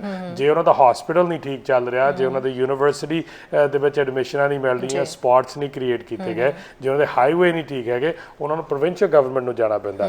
ਜਿੱਥੇ ਇਮੀਗ੍ਰੇਸ਼ਨ ਦੀ ਗੱਲ ਆਉਂਦੀ ਆ, ਜਿੱਥੇ ਟ੍ਰੇਡ ਦੀ ਗੱਲ ਆਉਂਦੀ ਆ, ਜਿੱਥੇ ਅਨਐਮਪਲੋਇਮੈਂਟ ਇੰਸ਼ੋਰੈਂਸ ਦੀ ਆਉਂਦੀ ਆ, ਜਿੱਥੇ ਨੈਸ਼ਨਲ ਪੈਨਸ਼ਨ ਦੀ ਆਉਂਦੀ ਹੈ ਗੱਲ, ਜਾਂ ਡਿਫੈਂਸ ਦੀ ਆਉਂਦੀ ਆ, ਉਹ ਤੇ ਸਾਨੂੰ ਆਉਣਾ ਚਾਹੀਦਾ, ਉਹ ਸਾਡੇ ਮਹਿਕਮੇ ਆ। ਪਰ ਅਸੀਂ ਇਹ ਥੋੜਾ ਸਿਸਟਮ ਡਿਫਰੈਂਟ ਹੈ। ਅਸੀਂ ਦੂਸਰੇ ਮਹਿਕਮਿਆਂ ਦੇ ਉੱਤੇ ਦਬਕਾ ਮਾਰ ਕੇ ਨਹੀਂ ਅਸੀਂ ਬੋਲ ਸਕਦੇ, ਸਿਰਫ ਅਪੀਲ ਕਰ ਸਕਦੇ। ਹਰ ਇੱਕ ਆਪਣੀ ਲੇਨ 'ਚ ਰਹਿੰਦਾ ਔਰ ਆਪਣੀ ਲੇਨ ਦੇ ਵਿੱਚ ਉਹ ਜਿਹੜੇ ਕੰਮ ਕਰ ਸਕਦੇ ਆ ਉਹ ਕਰਦੇ ਆ। ਸੋ ਇਹ ਨਾ ਐਕਸਪੈਕਟ ਕਰੋ ਕਿ ਤੀਜੀ ਲੇਨ ਵਾਲਾ ਪਹਿਲੀ ਲੇਨ ਵਾਲੇ ਨੂੰ ਦੱਸੇ ਕੀ ਕਰੇ। ਉਹ ਪਹਿਲੀ ਲੇਨ ਨੂੰ ਜਾ ਕੇ ਉਨੇ ਹੀ ਐਕਸੈਸਿਬਲ ਉਹ ਹੈਗੇ, ਉਹਨਾਂ ਦੇ ਦਫ਼ਤਰ ਵੀ ਸੇਮ ਤਰੀਕੇ ਨਾਲ ਤੁਸੀਂ ਆਪਣੇ MLA ਦੇ ਦਫ਼ਤਰ ਜਾ ਸਕਦੇ, ਤੁਸੀਂ ਆਪਣੇ ਕਾਉਂਸਲਰ ਦੇ ਦਫ਼ਤਰ ਜਾ ਸਕਦੇ। ਸੋ ਆਪਣੀ ਲੇਨ ਦੇ ਵਿੱਚ ਉਹਨਾਂ ਨੂੰ ਜਾ ਕੇ ਅਰਜ਼ ਕਰੋ। ਜੀ ਬਿਲਕੁਲ। ਹਾਂਜੀ ਸਤਿ ਸ਼੍ਰੀ ਅਕਾਲ ਜੀ। ਹੈਲੋ ਜੀ ਸਤਿ ਸ਼੍ਰੀ ਅਕਾਲ ਜੀ। ਸਤਿ ਸ਼੍ਰੀ ਅਕਾਲ ਜੀ। ਹਾਂਜੀ ਕੀ ਕਹਿਣਾ ਚਾਹੁੰਦੇ ਹੋ ਜੀ? ਮੇਰਾ ਤਾਂ ਇੱਕ ਕੰਸਰਨ ਇਹ ਸੀਗਾ, ਜਿੱਦਾਂ ਜੀ ਹੁਣ ਅਸੀਂ ਆਪਣੇ ਬੌਂਡਡ ਵਰਕ ਪਰਮਿਟ ਤੇ ਕੰਮ ਕਰਦੇ ਆ ਇੱਥੇ ਲੌਂਗ ਹਾਲ ਟਰੱਕ ਡਰਾਈਵਰ, ਤੇ ਜਿਵੇਂ ਹੁਣ ਅਸੀਂ ਕੰਪਨੀ ਸਵਿਚ ਕਰਨੀ ਹੋਵੇ, ਜੇ ਅਸੀਂ ਬਾਰਡਰ ਦੇ ਉੱਤੇ ਜਾ ਕੇ ਵਰਕ ਪਰਮਿਟ ਲੈਣ ਲਈ ਸਾਨੂੰ ਫਲੈਗ ਪੋਲ ਕਰਨਾ ਪੈਂਦਾ। ਤੇ ਜਦੋਂ ਫਲੈਗ ਪੋਲ ਕਰਨਾ ਪੈਂਦਾ ਤਾਂ ਉਦੋਂ ਤਾਂ ਅਸੀਂ ਟਰੱਕ ਲੈ ਕੇ ਅਮਰੀਕਾ ਤੋਂ ਆ ਸਕਦੇ ਹਾਂ, ਪਰ ਫਲੈਗ ਪੋਲ ਲਈ ਸਾਨੂੰ ਉਹ ਕੁਆਰੰਟਾਈਨ ਦੀ ਉਹ ਰਿਕੁਆਇਰਮੈਂਟ ਹੈਗੀ ਆ। ਤੇ ਜਿੱਦਾਂ ਹੁਣ ਸਾਡੇ ਵੈਕਸੀਨ ਲੱਗੀ ਹੋਈ ਹੈ ਵੀ ਸਾਨੂੰ ਵੀ ਹੈਵ ਟੂ ਕੁਆਰੰਟਾਈਨ ਕਰਨਾ ਪਊਗਾ, ਜਾਂ ਜੀ ਉਹਦੇ ਵਿੱਚ ਕੋਈ ਢਿੱਲ ਦਿੱਤੀ ਹੈ ਗਵਰਨਮੈਂਟ ਨੇ? ਜੀ ਠੀਕ ਹੈ ਜੀ, ਕਰਦੇ ਹਾਂ ਇਸ ਤੇ ਗੱਲ। ਥੈਂਕ ਯੂ ਜੀ। ਰਣਦੀਪ ਆਈ ਥਿੰਕ ਜੇ ਕਰੰਟਲੀ ਕੁਆਰੰਟਾਈਨ ਦੀ ਉਹਨਾਂ ਦੀ ਰਿਕੁਆਇਰਮੈਂਟ ਪ੍ਰੋਬਬਲੀ ਉਹਨਾਂ ਨੂੰ ਕਰਨੀ ਪੈਣੀ, ਪਰ ਆਈ ਥਿੰਕ ਉਹ ਹੋਟਲਸ ਨਹੀਂ ਕਰਦੇ ਆਪਣੇ ਆਪ ਦੇ ਘਰ 'ਚ। ਪਰ ਅਗੇਨ ਮੈਂ ਇਹ ਚੀਜ਼ ਦੇ ਵਿੱਚ ਐਗਜ਼ੈਕਟ ਨਹੀਂ ਮੈਂ ਦੇਖਿਆ ਕਿ ਫਲੈਗ ਪੋਲਿੰਗ ਲਈ ਇਹ ਕਰਨੀ ਪੈਂਦੀ ਕਿ ਨਹੀਂ ਪੈਂਦੀ। ਸੋ ਉਹ ਆਈ ਥਿੰਕ ਡਿਸਕ੍ਰੈਸ਼ਨ ਸ਼ਾਇਦ ਹੋਊਗੀ ਜਿਹੜਾ ਵੀ ਆਫਿਸਰ ਉੱਤੇ ਹੋਊਗਾ, ਪਰ ਅਸੀਂ ਚੈੱਕ ਕਰਕੇ ਪਤਾ ਕਰ ਸਕਦੇ ਹਾਂ। ਜਾਂ ਉਹ ਮੈਂ ਇਮੀਗ੍ਰੇਸ਼ਨ ਅਫੀਸ਼ਲ ਨੂੰ ਪੁੱਛ ਲੂੰਗਾ ਵੀ ਇਹ ਚੇਂਜ ਕਰਨ ਦਾ ਚਾਂਸ ਹੈਗਾ ਕਿ ਨਹੀਂ, ਪਰ ਆਈ ਡੋਂਟ ਥਿੰਕ ਨੈਕਸਟ ਹਫਤੇ 2 ਹਫਤਿਆਂ 'ਚ ਕੋਈ ਚੇਂਜ ਹੋਊਗਾ, ਪਰ ਉਸ ਤੋਂ ਬਾਅਦ ਮੈਂ ਕਹਿ ਨਹੀਂ ਸਕਦਾ। ਜੀ ਬਿਲਕੁਲ। ਸੋ ਰਣਦੀਪ ਜੀ ਇੱਥੇ ਹੋਰ ਆਪਾਂ ਨੂੰ ਮੈਸੇਜ ਆਏ ਨੇ। ਇੱਕ ਨੇ ਲਿਖਿਆ ਹੈਗਾ ਕਿ ਓਕੇ, ਸੋ ਪ੍ਰਮਾ ਨੇ ਲਿਖਿਆ ਕਿ ਮੈਂ ਟੋਰਾਂਟੋ ਸਟੱਡੀ ਤੋਂ ਬਾਅਦ ਓਪਨ ਵਰਕ ਪਰਮਿਟ ਲਿਆ, ਇੰਡੀਆ ਗਿਆ ਸੀ ਤੇ ਹੁਣ ਕੈਨੇਡਾ ਐਂਟਰੀ ਤੇ ਜੌਬ ਆਫਰ ਲੈਟਰ ਮੰਗ ਰਹੇ ਆ। ਸੋ ਇਹ ਇਹਨਾਂ ਨੇ ਲਿਖਿਆ। ਹਾਂਜੀ ਸੋ ਪ੍ਰੋਬਬਲੀ ਉਹਨਾਂ ਦੀ ਰਿਕੁਆਇਰਮੈਂਟ ਹੋਣੀ ਹੈ ਕਿਉਂਕਿ ਉਹ ਦੇਖਣਾ ਚਾਹੁੰਦੇ ਜੇ ਤੁਸੀਂ ਵਾਪਸ ਆ ਰਹੇ ਹੋ ਤੁਸੀਂ ਉੱਦਾਂ ਹੀ ਵਾਪਸ ਆ ਰਹੇ it's not a tourist visa ਕਿੱਥੇ ਤੁਸੀਂ ਕੰਮ ਕਰਨਾ ਸੋ ਅਗੇਨ ਜੇ ਉਹਨਾਂ ਨੂੰ ਐਮਪਲੋਇਮੈਂਟ ਨਹੀਂ ਹੈਗੀ ਉਹ ਟੈਕਨੀਕਲੀ ਉਹਨੂੰ ਫਿਰ ਨਾਨ ਐਸੈਂਸ਼ੀਅਲ ਕਹਿੰਦੇ ਆ ਕਿ ਤੁਸੀਂ ਐਕਚੁਅਲੀ ਐਸੈਂਸ਼ੀਅਲ ਵਰਕਰ ਨਹੀਂ ਹੈਗੇ ਜੇ ਕੋਈ ਤੁਹਾਡਾ ਐਮਪਲੋਇਰ ਇੱਥੇ ਤੁਹਾਨੂੰ ਕੰਮ ਦੇ ਰਿਹਾ ਫਿਰ ਉਹਨੂੰ ਐਸੈਂਸ਼ੀਅਲ ਹੈ ਉਹ ਤੋਂ ਬਗੈਰ ਸਤੰਬਰ 7 ਤੱਕ ਟਰੈਵਲ ਜਿਹੜੀ ਰਿਸਟ੍ਰਿਕਟਡ ਹੈ ਬਿਲਕੁਲ ਸਰ ਕਾਲਰ ਹੋਰ ਜੁੜ ਰਹੇ ਨੇ ਜੀ ਸਤਿ ਸ਼੍ਰੀ ਅਕਾਲ ਜੀ ਹਾਂਜੀ ਸਤਿ ਸ਼੍ਰੀ ਅਕਾਲ ਜੀ ਮੇਰੀ ਆਵਾਜ਼ ਆ ਰਹੀ ਹੈ ਜੀ ਹਾਂਜੀ ਆ ਰਹੀ ਹੈ ਹਾਂਜੀ ਦੱਸੋ ਜੀ ਕੀ ਕਹਿਣਾ ਚਾਹੁੰਦੇ ਹੋ ਹਾਂਜੀ ਕੁਐਸਚਨ ਪੁੱਛਣਾ ਹੈ ਜੀ ਪੁੱਛੋ ਜੀ ਸਰਾਏ ਉਹਨਾਂ ਨੂੰ ਵੀ ਫਲਾਈਟਾਂ ਕਦੋਂ ਖੁੱਲਣਗੀਆਂ ਆ ਫਲਾਈਟਾਂ ਕਿੱਥੋਂ ਦੀਆਂ ਇੰਡੀਆ ਦੀ ਤੁਸੀਂ ਗੱਲ ਕਰ ਰਹੇ ਹੋ ਹਾਂਜੀ ਇੰਡੀਆ ਦੀ ਓਕੇ ਡਾਇਰੈਕਟ ਫਲਾਈਟ ਦੀ ਗੱਲ ਕਰ ਰਹੇ ਹੋ ਰਾਈਟ ਹਾਂਜੀ ਠੀਕ ਹੈ ਜੀ ਗੱਲ ਕਰਦੇ ਹਾਂ ਇਸ ਤੇ ਥੈਂਕ ਯੂ ਹਾਂਜੀ ਇਸ ਵੇਲੇ ਪਾਬੰਦੀ ਜਿਹੜੀ ਡਾਕਟਰ ਟੈਮ ਉਹਨਾਂ ਨੇ ਸਾਡੇ ਚੀਫ ਮੈਡੀਕਲ ਆਫਿਸਰ ਨੇ ਕਿਹਾ ਕਿ ਸਤੰਬਰ 21 ਜਾਂ 22 ਤੱਕ ਆਈ ਥਿੰਕ ਹਜੇ ਤੱਕ ਕੋਈ ਫਲਾਈਟ ਨਹੀਂ ਆਊਗੀ ਉਸ ਤੋਂ ਬਾਅਦ ਫਿਰ ਆਸ ਹੈ ਕਿ ਜੇ ਇੰਡੀਆ ਦੇ ਵਿੱਚ ਕੋਵਿਡ ਕੰਟਰੋਲ ਹੋਊਗਾ ਜਾਂ ਉਹਨਾਂ ਦਾ ਟੈਸਟਿੰਗ ਸਿਸਟਮ ਚੇਂਜ ਥੋੜਾ ਹੋਊਗਾ ਉਸ ਤੋਂ ਬਾਅਦ ਫਿਰ ਫਲਾਈਟਾਂ ਡਾਇਰੈਕਟ ਹੋਣਗੀਆਂ ਜੀ ਸੋ ਰਣਦੀਪ ਜੀ ਇੱਥੇ ਗੁਰਪਾਲ ਸਿੰਘ ਨੇ ਲਿਖਿਆ ਵੀ ਕੈਨੇਡਾ ਨੂੰ ਕਰੋਨਾ ਟੈਸਟ ਦੇ ਲਈ ਲੈਬ ਫਿਕਸ ਕਰਨੀਆਂ ਚਾਹੀਦੀਆਂ ਹੈ ਇੰਡੀਆ 'ਚ ਜਿਵੇਂ ਫਿਊ ਡਾਕਟਰਸ ਨੇ ਮੈਡੀਕਲ ਕਰਨ ਦੇ ਲਈ ਪਲੀਜ਼ ਲੋਕਾਂ ਨੂੰ ਤੰਗ ਨਾ ਕਰੋ ਔਰ ਗੁਰਪਾਲ ਸਿੰਘ ਨੇ ਅੱਗੇ ਲਿਖਿਆ ਕਿ ਨਿਊ ਕਰੋਨਾ ਟੈਸਟ ਲਈ ਥਰਡ ਕੰਟਰੀ ਜਾਣਾ ਪੈਂਦਾ ਹੈ ਹਾਂਜੀ ਦੇਖੋ ਸੋ ਅਸੀਂ ਇੰਡੀਆ ਦੇ ਵਿੱਚ ਫਿਕਸ ਨਹੀਂ ਕਰਵਾ ਸਕਦੇ ਲੈਬਸ ਅਸੀਂ ਅਪਰੂਵ ਕਰਾ ਸਕਦੇ ਲੈਬ ਜੇ ਕੋਈ ਤੇ ਹੋਵੇ ਜਿਹਨੂੰ ਅਸੀਂ ਕਹਿ ਸਕਦੇ ਕਿ ਅਸੀਂ ਆਹ ਲੈਬ ਦੇ ਟੈਸਟ ਨੂੰ ਐਕਸੈਪਟ ਕਰਦੇ ਹਾਂ ਨਾ ਸੋ ਉਹ ਹੋ ਸਕਦਾ ਪਰ ਜਿਹੜੇ ਡਾਕਟਰਸ ਹੈਗੇ ਅਪਰੂਵਡ ਉਹ IRCC ਜਿਹੜੇ ਸਾਡੇ ਔਰ ਹਾਈ ਕਮਿਸ਼ਨ ਹੈ ਉਹ ਅਪਰੂਵ ਕਰਦੇ ਉਹ ਪਰਮਨੈਂਟ ਰੈਜ਼ੀਡੈਂਸੀ ਲਿਆ ਪਰ ਸਾਡੇ ਕੋਲ ਇਸ ਵੇਲੇ ਜੇ ਕਹੋ ਕਿ ਇੰਡੀਆ ਹੋਰ ਕੰਟਰੀ ਜਾ ਕੇ ਇਨਫਰਾਸਟ੍ਰਕਚਰ ਬਣਾਈਏ ਕਿ ਟੈਸਟਿੰਗ ਦੇ ਜਿਹੜਾ ਇੱਥੇ ਆਉਣ ਵਾਸਤੇ ਉਹ ਸਾਡੇ ਹੱਥ ਵਿੱਚ ਨਹੀਂ ਉਹ ਕੰਟਰੀ ਦੀ ਵੀ ਜ਼ਿੰਮੇਵਾਰੀ ਬਣਦੀ ਹੈ ਕਿ ਉਹ ਟੈਸਟਿੰਗ ਰਜੀਮ ਨੂੰ ਇੰਨਾ ਵਧੀਆ ਕਰੇ ਜਦੋਂ ਪੈਸੇ ਖੁੱਲੇ ਹੈਗੇ ਜੀ ਪੈਸਾ ਖੁੱਲਾ ਹੁਣ ਕੁਝ ਨਹੀਂ ਹੈਗਾ ਹਾਂਜੀ ਸਰ ਸਤਿ ਸ਼੍ਰੀ ਅਕਾਲ ਜੀ ਸ਼ੋਅ ਦੇ ਵਿੱਚੋਂ ਜੀ ਕੀ ਕਹਿਣਾ ਚਾਹੁੰਦੇ ਹੋ ਹੈਲੋ ਸਤਿ ਸ਼੍ਰੀ ਅਕਾਲ ਜੀ ਹਾਂਜੀ ਸਰ ਸਤਿ ਸ਼੍ਰੀ ਅਕਾਲ ਜੀ ਹਾਂਜੀ ਭਾਈ ਜੀ ਸਲਾਈ ਸਾਹਿਬ ਨਾਲ ਪੁੱਛਣਾ ਸੀ ਭਾਈ ਜੀ ਆਪਣੇ ਫਲਾਈਟਾਂ ਦਾ ਦੇਖੋ ਬੜਾ ਜੀ ਫਲਾਈਟਾਂ ਆਪਣੇ ਕਾਫੀ ਬੰਦੇ ਸਟਕ ਬੈਠੇ ਆ ਦੇਖੋ ਪੂਰਾ ਹੁਣ ਭਾਈ ਜੀ ਏਜੰਟਾਂ ਨੇ ਦੇਖੋ ਆਪਣੇ ਬੜੇ ਟਿਕਟਾਂ ਦੇ ਰੇਟ ਬੜੇ ਵਧਾਤੇ ਆ ਜੀ ਦੇਖੋ ਕੋਈ 4000 ਕੋਈ 5000 ਤੁਸੀਂ ਇੰਨਾ ਖਰਚਾ ਕਰਕੇ ਹੁਣ ਦੇਖੋ ਭਾਜੀ ਇੱਕ ਤਾਂ ਮਜਬੂਰੀ ਹੁੰਦੀ ਬੰਦਾ ਜਿਹੜਾ ਜਾਂਦਾ ਜੀ ਦੇਖੋ ਮੈਂ ਪਹਿਲਾਂ ਉਹਨਾਂ ਨੂੰ ਵਾਈਫ ਨੂੰ ਆਪਣੇ ਮੈਡੀਕਲ ਕੰਡੀਸ਼ਨ ਵਾਸਤੇ ਗਿਆ ਸੀ ਜੀ ਮੈਡੀਕਲ ਉੱਥੇ ਟ੍ਰੀਟਮੈਂਟ ਹੋਇਆ ਜੀ ਤੇ ਮੈਂ ਡ੍ਰੌਪ ਕਰਕੇ ਆ ਗਿਆ ਮੈਂ ਤਾਂ ਖੁਦ ਆਪ ਆਪਣੇ ਹੋਟਲ ਦਾ ਖਰਚਾ ਭਰਿਆ ਜੀ ਇੱਥੇ ਹੋਰ ਚਾ ਟਿਕਟ ਮਹਿੰਗੀ ਲੈ ਕੇ ਜੀ ਛੱਡ ਕੇ ਆ ਗਿਆ ਦੇਖੋ ਕੋਈ ਰੀਜ਼ਨ ਤਾਂ ਹੋਣਾ ਚਾਹੀਦਾ ਦੇਖੋ ਉਹਨੇ ਆਪਣੇ ਪੂਰੇ ਆਪਣੇ ਵੈਕਸੀਨ ਨਾਲ ਪੂਰੀ ਲੱਗੇ ਹੁਣ ਉਹ ਤਾਂ ਬੰਦੇ ਹੋਣੇ ਚਾਹੀਦੇ ਹੈ ਨਾ ਜੀ ਠੀਕ ਹੈ ਜੀ ਕੀ ਕਰੂ ਬੰਦਾ ਜੀ ਹੁਣ ਆਪਣੇ ਇਹ ਦੇਖੋ ਆਪਣੇ ਕਮੇਟੀ ਦਾ 16 MP ਹੈ ਜੀ 16 MP ਆਪਣੇ ਪ੍ਰੈਸ਼ਰ ਪਾਉਂਦਾ ਜੀ ਜੀ ਮਿਨਿਸਟਰ ਦਾ ਪ੍ਰੈਸ਼ਰ ਪਾਉਣ ਸਾਡੇ ਜਿਹੜੇ ਬੰਦੇ ਕਿਸੇ ਰੀਜਨ ਕਰਕੇ ਗਏ ਉਹ ਤਾਂ ਬੰਦੇ ਆਉਣੇ ਚਾਹੀਦੇ ਹੈ ਨਾ ਜੀ ਉਹਨਾਂ ਕੋਲ ਸਰਟੀਫਿਕੇਟ ਦਿਖਾਣਾ ਚਾਹੀਦਾ ਵੀ ਆਪਣੇ ਬੰਦੇ ਆਪਣੇ ਫੁੱਲੀ ਵੈਕਸੀਨ ਲਈ ਆ ਜੀ ਉਹਨੀ ਜੀ ਠੀਕ ਹੈ ਜੀ ਉਹਨਾਂ ਖਰਚਾ ਕਰਕੇ ਆਉਣਾ ਕਿੱਦਾਂ ਦੇਖੋ ਕਿਹੜਾ ਬੰਦਾ ਅਫੋਰਡ ਕਰ ਸਕਦਾ ਜੀ ਤੁਸੀਂ ਦੱਸੋ ਬਿਲਕੁਲ ਜੀ okay bye okay thank you ਭੈਣ ਜੀ ਬਸ ਇਹ ਪੁੱਛਣਾ ਓਕੇ ਜੀ ਥੈਂਕ ਯੂ ਜੀ ਰਣਦੀਪ ਜੀ ਦੇਖੋ ਅਸੀਂ ਫੁੱਲੀ ਵੈਕਸੀਨੇਟ ਜਿਹੜੇ ਹੈਗੇ ਆ ਉਹ ਆ ਸਕਦੇ ਉਹਨਾਂ ਨੂੰ ਕੋਈ ਕੁਆਰੰਟਾਈਨ ਨਹੀਂ ਕਰਨ ਦੀ ਲੋੜ ਆ ਉਹ ਕੁਆਰੰਟਾਈਨ ਰਿਕੁਆਇਰਮੈਂਟ ਦੀ ਐਗਜ਼ੈਂਪਸ਼ਨ ਵਾਸਤੇ ਹੈਗਾ ਕਿ ਜਦੋਂ ਲੈਂਡ ਕਰਦੇ ਆ ਉਹ ਕੈਨੇਡੀਅਨ ਕੋਈ ਵੀ ਵਿਜ਼ਿਟਰ ਜਿਹੜਾ ਹੈਗਾ ਹੁਣ ਡਬਲ ਵੈਕਸੀਨੇਟ ਤੋਂ ਬਗੈਰ ਆ ਨਹੀਂ ਸਕਦਾ ਜਿੱਥੇ ਅਗੇਨ ਮੈਂ ਦੁਬਾਰਾ ਰਿਪੀਟ ਕਰਦਾ ਜਿਹੜੀ ਉਹ ਫਲਾਈਟਾਂ ਅਸੀਂ ਕੋਈ ਜਾਣ ਬੁੱਝ ਕੇ ਨਹੀਂ ਕੀਤਾ ਨਾ ਇਹਦੇ ਵਿੱਚ ਕੋਈ ਪੰਜਾਬੀ ਐਮਪੀਆਂ ਦੀ ਗੱਲ ਹੈ ਕਿ ਅਸੀਂ ਪ੍ਰੈਸ਼ਰ ਪਾਈਏ ਸਾਡੀ ਫਰਸਟ ਜੌਬ ਹੈਗੀ ਕਿ ਕੈਨੇਡਾ ਨੂੰ ਔਰ ਕੈਨੇਡੀਅਨਸ ਨੂੰ ਸੇਫ ਰੱਖਣਾ ਉਹ ਸਾਡੀ ਪਹਿਲ ਆ ਔਰ ਅਸੀਂ ਜਿਹੜੀ ਹੈਲਥ ਅਥਾਰਟੀ ਆ ਉਹਦੀ ਐਡਵਾਈਸ ਦੇ ਉੱਤੇ ਚੱਲਣਾ ਜਿਹੜਾ ਵਿਅਕਤੀ ਆਉਣਾ ਚਾਹੁੰਦਾ ਉਹ ਥਰਡ ਕੰਟਰੀ ਰਾਹੀਂ ਆ ਸਕਦਾ ਡਾਇਰੈਕਟ ਫਲਾਈਟ ਦੇ ਨਾਲ ਨਹੀਂ ਇਸ ਵੇਲੇ ਆ ਰਿਹਾ ਕਿਉਂਕਿ ਡਾਇਰੈਕਟ ਫਲਾਈਟ ਦੇ ਵਿੱਚ ਕੋਵਿਡ ਵੇਰੀਐਂਟ ਜਿਹੜਾ ਕਾਫੀ ਆ ਰਿਹਾ ਅਸੀਂ ਉਹਨੂੰ ਰਿਸਕ ਨਹੀਂ ਕਰ ਸਕਦੇ ਕਿਉਂਕਿ ਹਾਲ ਦੀ ਘੜੀ ਵੀ ਜਦੋਂ ਇਸ ਹਫਤੇ ਦਾ ਅਗਸਤ ਦੇ ਹਫਤੇ ਦਾ ਵੀ ਜਦੋਂ ਸਰਵੇ ਹੋਇਆ ਉਹਦੇ ਵਿੱਚ ਵੀ ਬਹੁਤ ਸਾਰੇ ਲੋਕ ਜਿਹੜੇ ਨੇ ਫਲਾਈਟਾਂ ਦੇ ਵਿੱਚ ਕੋਵਿਡ ਪੋਜ਼ਿਟਿਵ ਆ ਰਹੇ ਹਾਂਜੀ ਸੋ ਹਜੇ ਵੀ ਜਿਹੜੇ ਵਿਅਕਤੀ ਉਹ ਸਕਰੀਨ ਕਰਕੇ ਵੀ ਆਉਂਦੇ ਆ ਉਹਨਾਂ ਦੇ ਵਿੱਚ ਵੀ ਹਾਇਰ ਕੇਸ ਆਉਂਦੇ ਆ ਸੋ ਸਾਡੀ ਜ਼ਿੰਮੇਵਾਰੀ ਕੈਨੇਡੀਅਨਸ ਨੂੰ ਸੇਫ ਰੱਖਣ ਲਈ ਹੈਗੀ ਆ ਜਿਹੜੀ ਫਲਾਈਟਾਂ ਦੀ ਕਾਸਟ ਹੈ ਅਸੀਂ ਇਵਨ ਜੇ ਡਾਇਰੈਕਟ ਫਲਾਈਟਾਂ ਵੀ ਹੋ ਜਾਣ ਅਸੀਂ ਕੋਈ ਗਾਰੰਟੀ ਨਹੀਂ ਕਰ ਸਕਦੇ ਫਲਾਈਟ ਦੀ ਕਾਸਟ ਕੀ ਹੋਊਗੀ ਕੀ ਉਹ ਚਾਰਜ ਕਰਨਗੇ ਇਹ ਉਦੋਂ ਵੀ ਸ਼ਾਇਦ ਹਾਈ ਹੋਊਗੀ ਜੇ ਡਿਮਾਂਡ ਬਹੁਤ ਆ ਤੇ ਤੁਹਾਨੂੰ ਪਤਾ ਸਾਰੇ ਕੋਈ ਵੀ ਕੰਪਨੀ ਵਾਲੇ ਆ ਜਦੋਂ ਡਿਮਾਂਡ ਹਾਈ ਆ ਉਹ ਪ੍ਰਾਈਸ ਵੀ ਹਾਈ ਕਰ ਲੈਂਦੇ ਜੇ ਡਿਮਾਂਡ ਲੋ ਆ ਤਾਂ ਉਹ ਨਹੀਂ ਪ੍ਰਾਈਸ ਸੈੱਟ ਵੀ ਦੇਣੀ ਹੁਣ ਇਸ ਵੇਲੇ ਟੋਰਾਂਟੋ ਲਈ ਡਾਇਰੈਕਟ ਫਲਾਈਟ ਆਟੋਵਾ ਤੋਂ ਇੱਥੇ $900 ਜਿੱਥੇ ਅੱਗੇ ਰਿਟਰਨ ਫਲਾਈਟ 600 ਦੀ ਹੁੰਦੀ ਹੈ ਸੋ ਇਹ ਆਲਵੇਜ਼ ਵੈਰੀ ਹੁੰਦੀ ਕਿ ਇਹ ਵੀ ਨਹੀਂ ਕੋਈ ਗਾਰੰਟੀ ਜੇ ਡਾਇਰੈਕਟ ਫਲਾਈਟਾਂ ਹੋ ਗਈਆਂ ਤਾਂ ਬਹੁਤ ਸਸਤੀਆਂ ਹੋ ਜਾਣੀਆਂ। ਸੋ ਮੈਂ ਇਹ ਅਰਜ਼ ਕਰਦਾ ਜਿਹੜਾ ਜ਼ਰੂਰੀ ਜਾਂ ਮਜਬੂਰੀ ਨਾਲ ਗਿਆ ਉਹ ਇਸੇ ਤਰ੍ਹਾਂ ਅਨਫੋਰਚੂਨੇਟਲੀ ਉਹਨੂੰ ਕਾਸਟ ਐਕਸਟਰਾ ਬਰਡਨ ਲੈਣਾ ਪੈਣਾ ਤਾਂ ਉਹ ਥਰਡ ਕੰਟਰੀ ਰਾਹੀਂ ਆ ਜਾਣ। ਜੇ ਨਹੀਂ ਆਉਣਾ ਚਾਹੁੰਦੇ, ਵੇਟ ਕਰਨਾ ਚਾਹੁੰਦੇ ਤਾਂ ਉਹ ਵੇਟ ਕਰ ਲੈਣ। ਜਦੋਂ ਕੈਨੇਡੀਅਨ ਗਵਰਨਮੈਂਟ ਦੇ ਹੈਲਥ ਅਥਾਰਟੀ ਕਹਿਣਗੇ ਕਿ ਸੇਫ ਹੈ ਤਾਂ ਫਲਾਈਟਾਂ ਖੁੱਲ੍ਹ ਜਾਣਗੀਆਂ। ਜੀ ਸਤਿ ਸ਼੍ਰੀ ਅਕਾਲ ਜੀ। ਓਕੇ, ਸੋ ਇਹਨਾਂ ਦੀ ਕਾਲ ਕੱਟੀ ਗਈ ਹੈ। ਇੱਥੇ ਤਜਿੰਦਰ ਕੰਗ ਨੇ ਲਿਖਿਆ ਵੀ ਵਰਕ ਪਰਮਿਟ ਦੇ ਨਾਮ ਤੇ ਲੁੱਟ ਹੋ ਰਹੀ ਹੈ ਔਰ ਉਸ ਬਾਰੇ ਕੀ ਕਰ ਰਹੇ ਹੋ। $20,000 $30,000 $50,000 ਲਈ ਜਾ ਰਹੇ ਨੇ।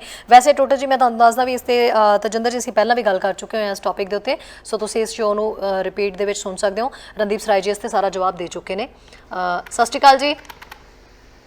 ਹੈਲੋ, ਸਤਿ ਸ਼੍ਰੀ ਅਕਾਲ ਜੀ। ਹਾਂਜੀ, ਕੀ ਕਹਿਣਾ ਚਾਹੁੰਦੇ ਹੋ ਜੀ? ਅਸੀਂ ਕਹਿਣਾ ਚਾਹੁੰਦੇ ਹਾਂ ਜੀ, ਜਿਵੇਂ ਕਿ ਅਸੀਂ ਐਜ਼ ਏ ਟਰੱਕ ਡਰਾਈਵਰ ਹਾਂ ਜੀ, ਸਾਨੂੰ 3 ਸਾਲ ਹੋ ਗਏ, 4 ਸਾਲ ਹੋ ਗਏ, ਸਾਤੋਂ ਵੱਧ ਵੀ ਜਾਣੀ ਕਿ ਪਹਿਲਾਂ ਦੇ ਵੀ ਨੇ। ਉਹ ਆਪਣੀ ਫੈਮਿਲੀ ਨੂੰ ਨਹੀਂ ਉਰੇ ਸੱਦ ਸਕਦੇ, ਵਿਜ਼ਟਰ ਵੀ ਨਹੀਂ ਉਹਨਾਂ ਨੂੰ ਮਿਲ ਨਾ ਸਕਦੇ। ਜਦੋਂ ਕਿ ਹੋਰ ਨੌਕ ਬੀਚ ਆ ਜਾਂਦੇ ਆ, ਜਿਵੇਂ ਕੰਸਟਰਕਸ਼ਨ ਆ ਜਾਂਦੇ ਆ ਜਾਂ ਫਾਰਮ ਸੁਪਰਵਾਈਜ਼ਰ ਆ ਜਾਂਦੇ ਆ, ਉਹ 4 ਜਾਂ 5 ਚੈੱਕ ਬਾਅਦ ਆਪਣੀ ਫੈਮਿਲੀ ਨੂੰ ਸਪਾਂਸਰ ਕਰ ਸਕਦੇ ਆ। But truck driver the family ਨੂੰ ਜੇ ਅਸੀਂ ਅਪਲਾਈ ਕਰਦੇ ਹਾਂ ਤਾਂ ਉਹ ਵੀਜ਼ਾ ਰਿਜੈਕਟ ਕਰ ਦਿੰਦੇ ਆ। ਇਹਦੇ ਬਾਰੇ ਅਸੀਂ ਕੁਐਸਚਨ ਕਰਨਾ ਚਾਹੁੰਦੇ ਹਾਂ ਜੀ। ਠੀਕ ਹੈ ਜੀ, ਇਸ ਤੇ ਕਰਦੇ ਹਾਂ ਗੱਲ। Thank you. ਹਾਂਜੀ ਰਣਦੀਪ ਜੀ, ਦੇਖੋ ਉਹ ਜਿਹੜੇ ਕੈਟਾਗੋਰੀ ਵਾਈਜ਼ ਤਾਂ ਇਹਨਾਂ ਦੀ ਮੇਰੀ ਅੰਡਰਸਟੈਂਡਿੰਗ ਮੁਤਾਬਕ ਉਹ ਆਪਣੇ ਸਪਾਊਸ ਨੂੰ ਲਿਆ ਸਕਦੇ ਆ, ਪਰ ਇਹ ਵੀਜ਼ਾ ਆਫਿਸਰ ਤੇ ਡਿਪੈਂਡੈਂਟ ਆ, ਉਹ ਕਿਹਨਾਂ ਨੂੰ ਅਪਰੂਵ ਕਰਦੇ ਆ ਕਿਹਨਾਂ ਨੂੰ ਨਹੀਂ ਕਰਦੇ। ਕਈਆਂ ਦੀ ਕੈਟਾਗੋਰੀ ਦੇ ਵਿੱਚ ਕਈਆਂ ਦੇ ਵਿਅਕਤੀ ਪੇਰੈਂਟਸ ਤੇ ਸਪਾਊਸਸ ਤੇ ਬੱਚੇ ਆਉਂਦੇ ਆ, ਕਈ ਉਹ ਨਹੀਂ ਅਸੈਂਸ਼ੀਅਲ ਸਮਝਦੇ ਆ। ਸੋ ਡਿਪੈਂਡ ਉਹਨਾਂ ਦੇ ਕ੍ਰਾਈਟੀਰੀਆ, ਉਹਨਾਂ ਦੀ ਆਪ ਦੀ ਐਜੂਕੇਸ਼ਨ, ਸਪਾਊਸ ਦੀ ਐਜੂਕੇਸ਼ਨ, ਬੱਚਿਆਂ ਦੀ ਏਜ, ਇਹ ਚੀਜ਼ਾਂ ਦੇਖ ਕੇ ਉਹ ਡਿਸੀਜਨ ਬਣਾਉਂਦੇ ਆ। ਜੀ ਬਿਲਕੁਲ ਰਣਦੀਪ ਜੀ, ਆਈ ਥਿੰਕ ਹੁਣ ਇਜਾਜ਼ਤ ਲੈਣ ਦਾ ਜਿਹੜਾ ਸਮਾਂ ਆ ਗਿਆ। ਬਹੁਤ ਸਾਰੇ ਕਾਲਰ ਹੋਰ ਵੀ ਕਾਲ ਕਰ ਰਹੇ ਨੇ ਔਰ ਮੈਂ ਮਾਫੀ ਚਾਹਾਂਗੀ, ਫਿਲਹਾਲ ਆਪਾਂ ਕਾਲ ਅਟੈਂਡ ਨਹੀਂ ਕਰ ਪਾਵਾਂਗੇ। ਪਰ ਰਣਦੀਪ ਜੀ, ਅਗਲੇ ਹਫਤੇ ਤੁਹਾਨੂੰ ਫਿਰ ਇੱਥੇ ਆਉਣਾ ਹੀ ਪੈਣਾ ਵੀਕਐਂਡ ਤੋਂ ਬਾਅਦ, ਸੋ ਕੋਈ ਵੀ ਦਿਨ ਮੁਕਰਰ ਕਰ ਰਹੇ ਹੋ ਤਾਂ ਕਿ ਇੱਥੇ ਤੁਸੀਂ ਬੈਠ ਸਕੋ। ਬਹੁਤ ਸਾਰੇ ਲੋਕਾਂ ਦੀ ਸਮੱਸਿਆ ਤੁਹਾਡੇ ਨਾਲ ਗੱਲਾਂ ਕਰਕੇ ਹੱਲ ਹੋ ਜਾਂਦੀ ਹੈ। Thank you. ਔਰ ਡੈਫੀਨਿਟਲੀ ਤੁਸੀਂ ਮੌਕਾ ਦਿੱਤਾ ਔਰ ਜਿੰਨਾ ਵੀ ਅਸੀਂ ਕੋਸ਼ਿਸ਼ ਸਾਡੀ ਹਿੰਮਤ ਅਨੁਸਾਰ ਕਿਸੇ ਦਾ ਕੁਐਸਚਨ ਨੂੰ ਆਨਸਰ ਕਰ ਸਕੀਏ, ਅਸੀਂ ਗਾਂ ਵੀ ਇਹੀ ਕੋਸ਼ਿਸ਼ ਕਰਾਂਗੇ ਕਿ ਜਿੱਥੇ ਵੀ ਅਸੀਂ ਮਦਦ ਕਰ ਸਕਦੇ ਅਸੀਂ ਕਰੀਏ। ਰਣਦੀਪ ਜੀ, ਅਖੀਰ ਦੇ ਵਿੱਚ ਆਪਣੀ ਈਮੇਲ ਆਈਡੀ ਵੀ ਦੇ ਦਿਓ, ਕੁਝ ਲੋਕਾਂ ਨੂੰ ਆਪਣੇ ਕੇਸਿਸ ਲਈ ਚਾਹੀਦੀ ਸੀ। ਸਾਡਾ ਈਮੇਲ ਆਈਡੀ ਹੈਗੀ ਹੈ randeep.sarai@parl.gc.ca। ਸੋ ਇਹ ਥੋੜਾ ਲੰਮਾ ਹੈਗਾ, ਗਵਰਨਮੈਂਟ ਅਸਰ ਕਰੀਏਗਾ। randeep.sarai@parl.gc.ca ਇੱਥੇ ਕਰ ਸਕਦੇ ਆ। ਜੇ ਦਫ਼ਤਰ ਫੋਨ ਕਰਨਾ 604-589-2441 604-589-2441। ਰਣਦੀਪ ਸਰਾਏ ਜੀ, ਬਹੁਤ ਬਹੁਤ ਸ਼ੁਕਰੀਆ ਜੀ ਦ ਮਾਰਨਿੰਗ ਸ਼ੋਅ ਦਾ ਹਿੱਸਾ ਬਣਨ ਦੇ ਲਈ। ਥੈਂਕ ਯੂ ਤੁਹਾਡੇ ਸਾਰੀ ਟੀਮ ਦਾ ਜੀ। ਸੋ ਐਮਪੀ ਰਣਦੀਪ ਸਰਾਏ ਜੀ ਸਾਡੇ ਨਾਲ ਜੁੜੇ ਹੋਏ ਸੀ। ਰਣਦੀਪ ਸਰਾਏ ਜੀ ਜਦੋਂ ਵੀ ਆਉਂਦੇ ਨੇ ਬਹੁਤ ਸਾਰੀਆਂ ਗੱਲਾਂ ਉਹਨਾਂ ਦੇ ਨਾਲ ਹੁੰਦੀਆਂ ਨੇ ਤੇ ਬਹੁਤ ਸਾਰੀਆਂ ਗੱਲਾਂ ਦਾ ਉਹ ਭਰੋਸਾ ਵੀ ਦਿੰਦੇ ਨੇ ਕਿ ਇਹ ਇੰਪਲੀਮੈਂਟ ਜਿਹੜਾ ਉਹ ਕਰਵਾਉਣਗੇ ਔਰ ਕੋਸ਼ਿਸ਼ ਵੀ ਉਹ ਪੂਰੀ ਕਰਦੇ ਨੇ। ਅੱਗੇ ਵੀ ਉਮੀਦ ਹੈ ਕਿ ਜਿਸ ਤਰੀਕੇ ਨਾਲ ਹੁਣ ਇਲੈਕਸ਼ਨ ਆ ਰਹੇ ਨੇ, ਬਹੁਤ ਸਾਰੀਆਂ ਗੱਲਾਂ ਉਦੋਂ ਵੀ ਹੋਣੀਆਂ ਨੇ ਤੇ ਬਹੁਤ ਸਾਰੇ ਐਲਾਨ ਇਹਨਾਂ ਦਿਨਾਂ ਦੇ ਵਿੱਚ ਫੈਡਰਲ ਸਰਕਾਰ ਦੇ ਵੱਲੋਂ ਹੋਣ ਦੀ ਉਮੀਦ ਵੀ ਜਿਹੜੀ ਜਤਾਈ ਜਾ ਰਹੀ ਹੈ। ਜਿਵੇਂ ਜਿਵੇਂ ਇਹ ਅਨਾਉਂਸਮੈਂਟ ਹੋਣਗੀਆਂ, ਜਿਵੇਂ ਜਿਵੇਂ ਜਿਹੜਾ ਕਹਿ ਸਕਦੇ ਹਾਂ ਸਰਕਾਰ ਦੇ ਖਜ਼ਾਨੇ ਦੇ ਵਿੱਚੋਂ, ਸਰਕਾਰ ਦੇ ਪਿਟਾਰੇ ਦੇ ਵਿੱਚੋਂ ਜਿਹੜੇ ਐਲਾਨ ਨਿਕਲਣਗੇ ਉਹਨਾਂ ਦੇ ਬਾਬਤ ਵੀ ਅਸੀਂ ਲਗਾਤਾਰ ਜਿਹੜੀ ਹੈ ਗੱਲਬਾਤ ਕਰਦੇ ਰਵਾਂਗੇ। ਐਮਪੀ ਰਣਦੀਪ ਸਰਾਏ ਜੀ ਸਾਡੇ ਕੋਲ ਹਰ ਹਫਤੇ ਜਿਹੜਾ ਇੱਕ ਦਿਨ ਚੂਜ਼ ਕਰਕੇ ਜ਼ਰੂਰ ਪਹੁੰਚਦੇ ਨੇ ਬਹੁਤ ਸਾਰੀਆਂ ਗੱਲਾਂ ਬਾਤਾਂ ਕਰਨ ਦੇ ਲਈ। ਸੋ ਜਿਹੜੇ ਲੋਕ ਇਸ ਵੇਲੇ ਬਹੁਤ ਪਰੇਸ਼ਾਨ ਸੀ, ਜਿਹਨਾਂ ਨੂੰ ਲੱਗਦਾ ਸੀ ਵੀ ਅਸੀਂ ਕੰਟੈਕਟ ਕਿੱਥੇ ਕਰੀਏ, ਉਹ ਸਾਡੇ ਸ਼ੋਅ 'ਚ ਵੀ ਨਾਲ ਜੁੜ ਜਾਇਆ ਕਰੋ। ਤੇ ਨਾਲੇ ਰਣਦੀਪ ਸਰਾਏ ਜੀ ਨੇ ਆਪਣੀ ਈਮੇਲ ਆਈਡੀ ਔਰ ਆਪਣਾ ਫੋਨ ਨੰਬਰ ਦਿੱਤਾ, ਉਹਨਾਂ ਦੇ ਦਫ਼ਤਰ ਦੇ ਵਿੱਚ ਫੋਨ ਕਰਕੇ ਤੁਸੀਂ ਆਪਣੀ ਸਮੱਸਿਆ ਦਾ ਜਿਹੜਾ ਜਵਾਬ ਵੀ ਲੈ ਸਕਦੇ ਹੋ ਤੇ ਉਹਦਾ ਹੱਲ ਜਿਹੜਾ ਉਹ ਵੀ ਹੋ ਸਕਦਾ ਤੁਹਾਨੂੰ ਮਿਲ ਜਾਏ। ਸੋ ਕੱਲ ਦੇ ਮਾਰਨਿੰਗ ਸ਼ੋਅ ਦੇ ਵਿੱਚ ਮਿਲਾਂਗੇ। ਹੋ ਸਕਦਾ ਤੁਹਾਡੀ ਮੁਲਾਕਾਤ ਅਸੀਂ ਕੱਲ ਇੱਕ ਸ਼ੈਫ ਦੇ ਨਾਲ ਕਰਵਾਈਏ, ਉਹ ਸ਼ੈਫ ਜਿਹੜਾ ਪ੍ਰੋਫੈਸ਼ਨਲ ਸ਼ੈਫ ਹੈ ਤੇ ਟਿਕਟੌਕ ਤੇ ਵੀ ਬਹੁਤ ਛਾਇਆ ਰਹਿੰਦਾ ਹੈ, ਤੇ ਉਹਨਾਂ ਨਾਲ ਕੱਲ ਦੇ ਸ਼ੋਅ ਦੇ ਵਿੱਚ ਮੁਲਾਕਾਤ ਕਰਾਂਗੇ। ਫਿਲਹਾਲ ਇਜਾਜ਼ਤ ਦਿਓ। ਸਤਿ ਸ਼੍ਰੀ ਅਕਾਲ। ਸਾਡਾ ਹਰ ਇੱਕ ਪ੍ਰੋਗਰਾਮ ਦੇਖਣ ਤੇ ਸਾਡੇ ਨਾਲ ਜੁੜਨ ਲਈ ਸਬਸਕ੍ਰਾਈਬ ਕਰੋ ਚੈਨਲ ਪੰਜਾਬੀ ਤੇ ਨੋਟੀਫਿਕੇਸ਼ਨ ਲਈ ਬੈਲ ਆਈਕਨ ਵਾਲੇ ਬਟਨ ਤੇ ਕਲਿੱਕ ਕਰੋ।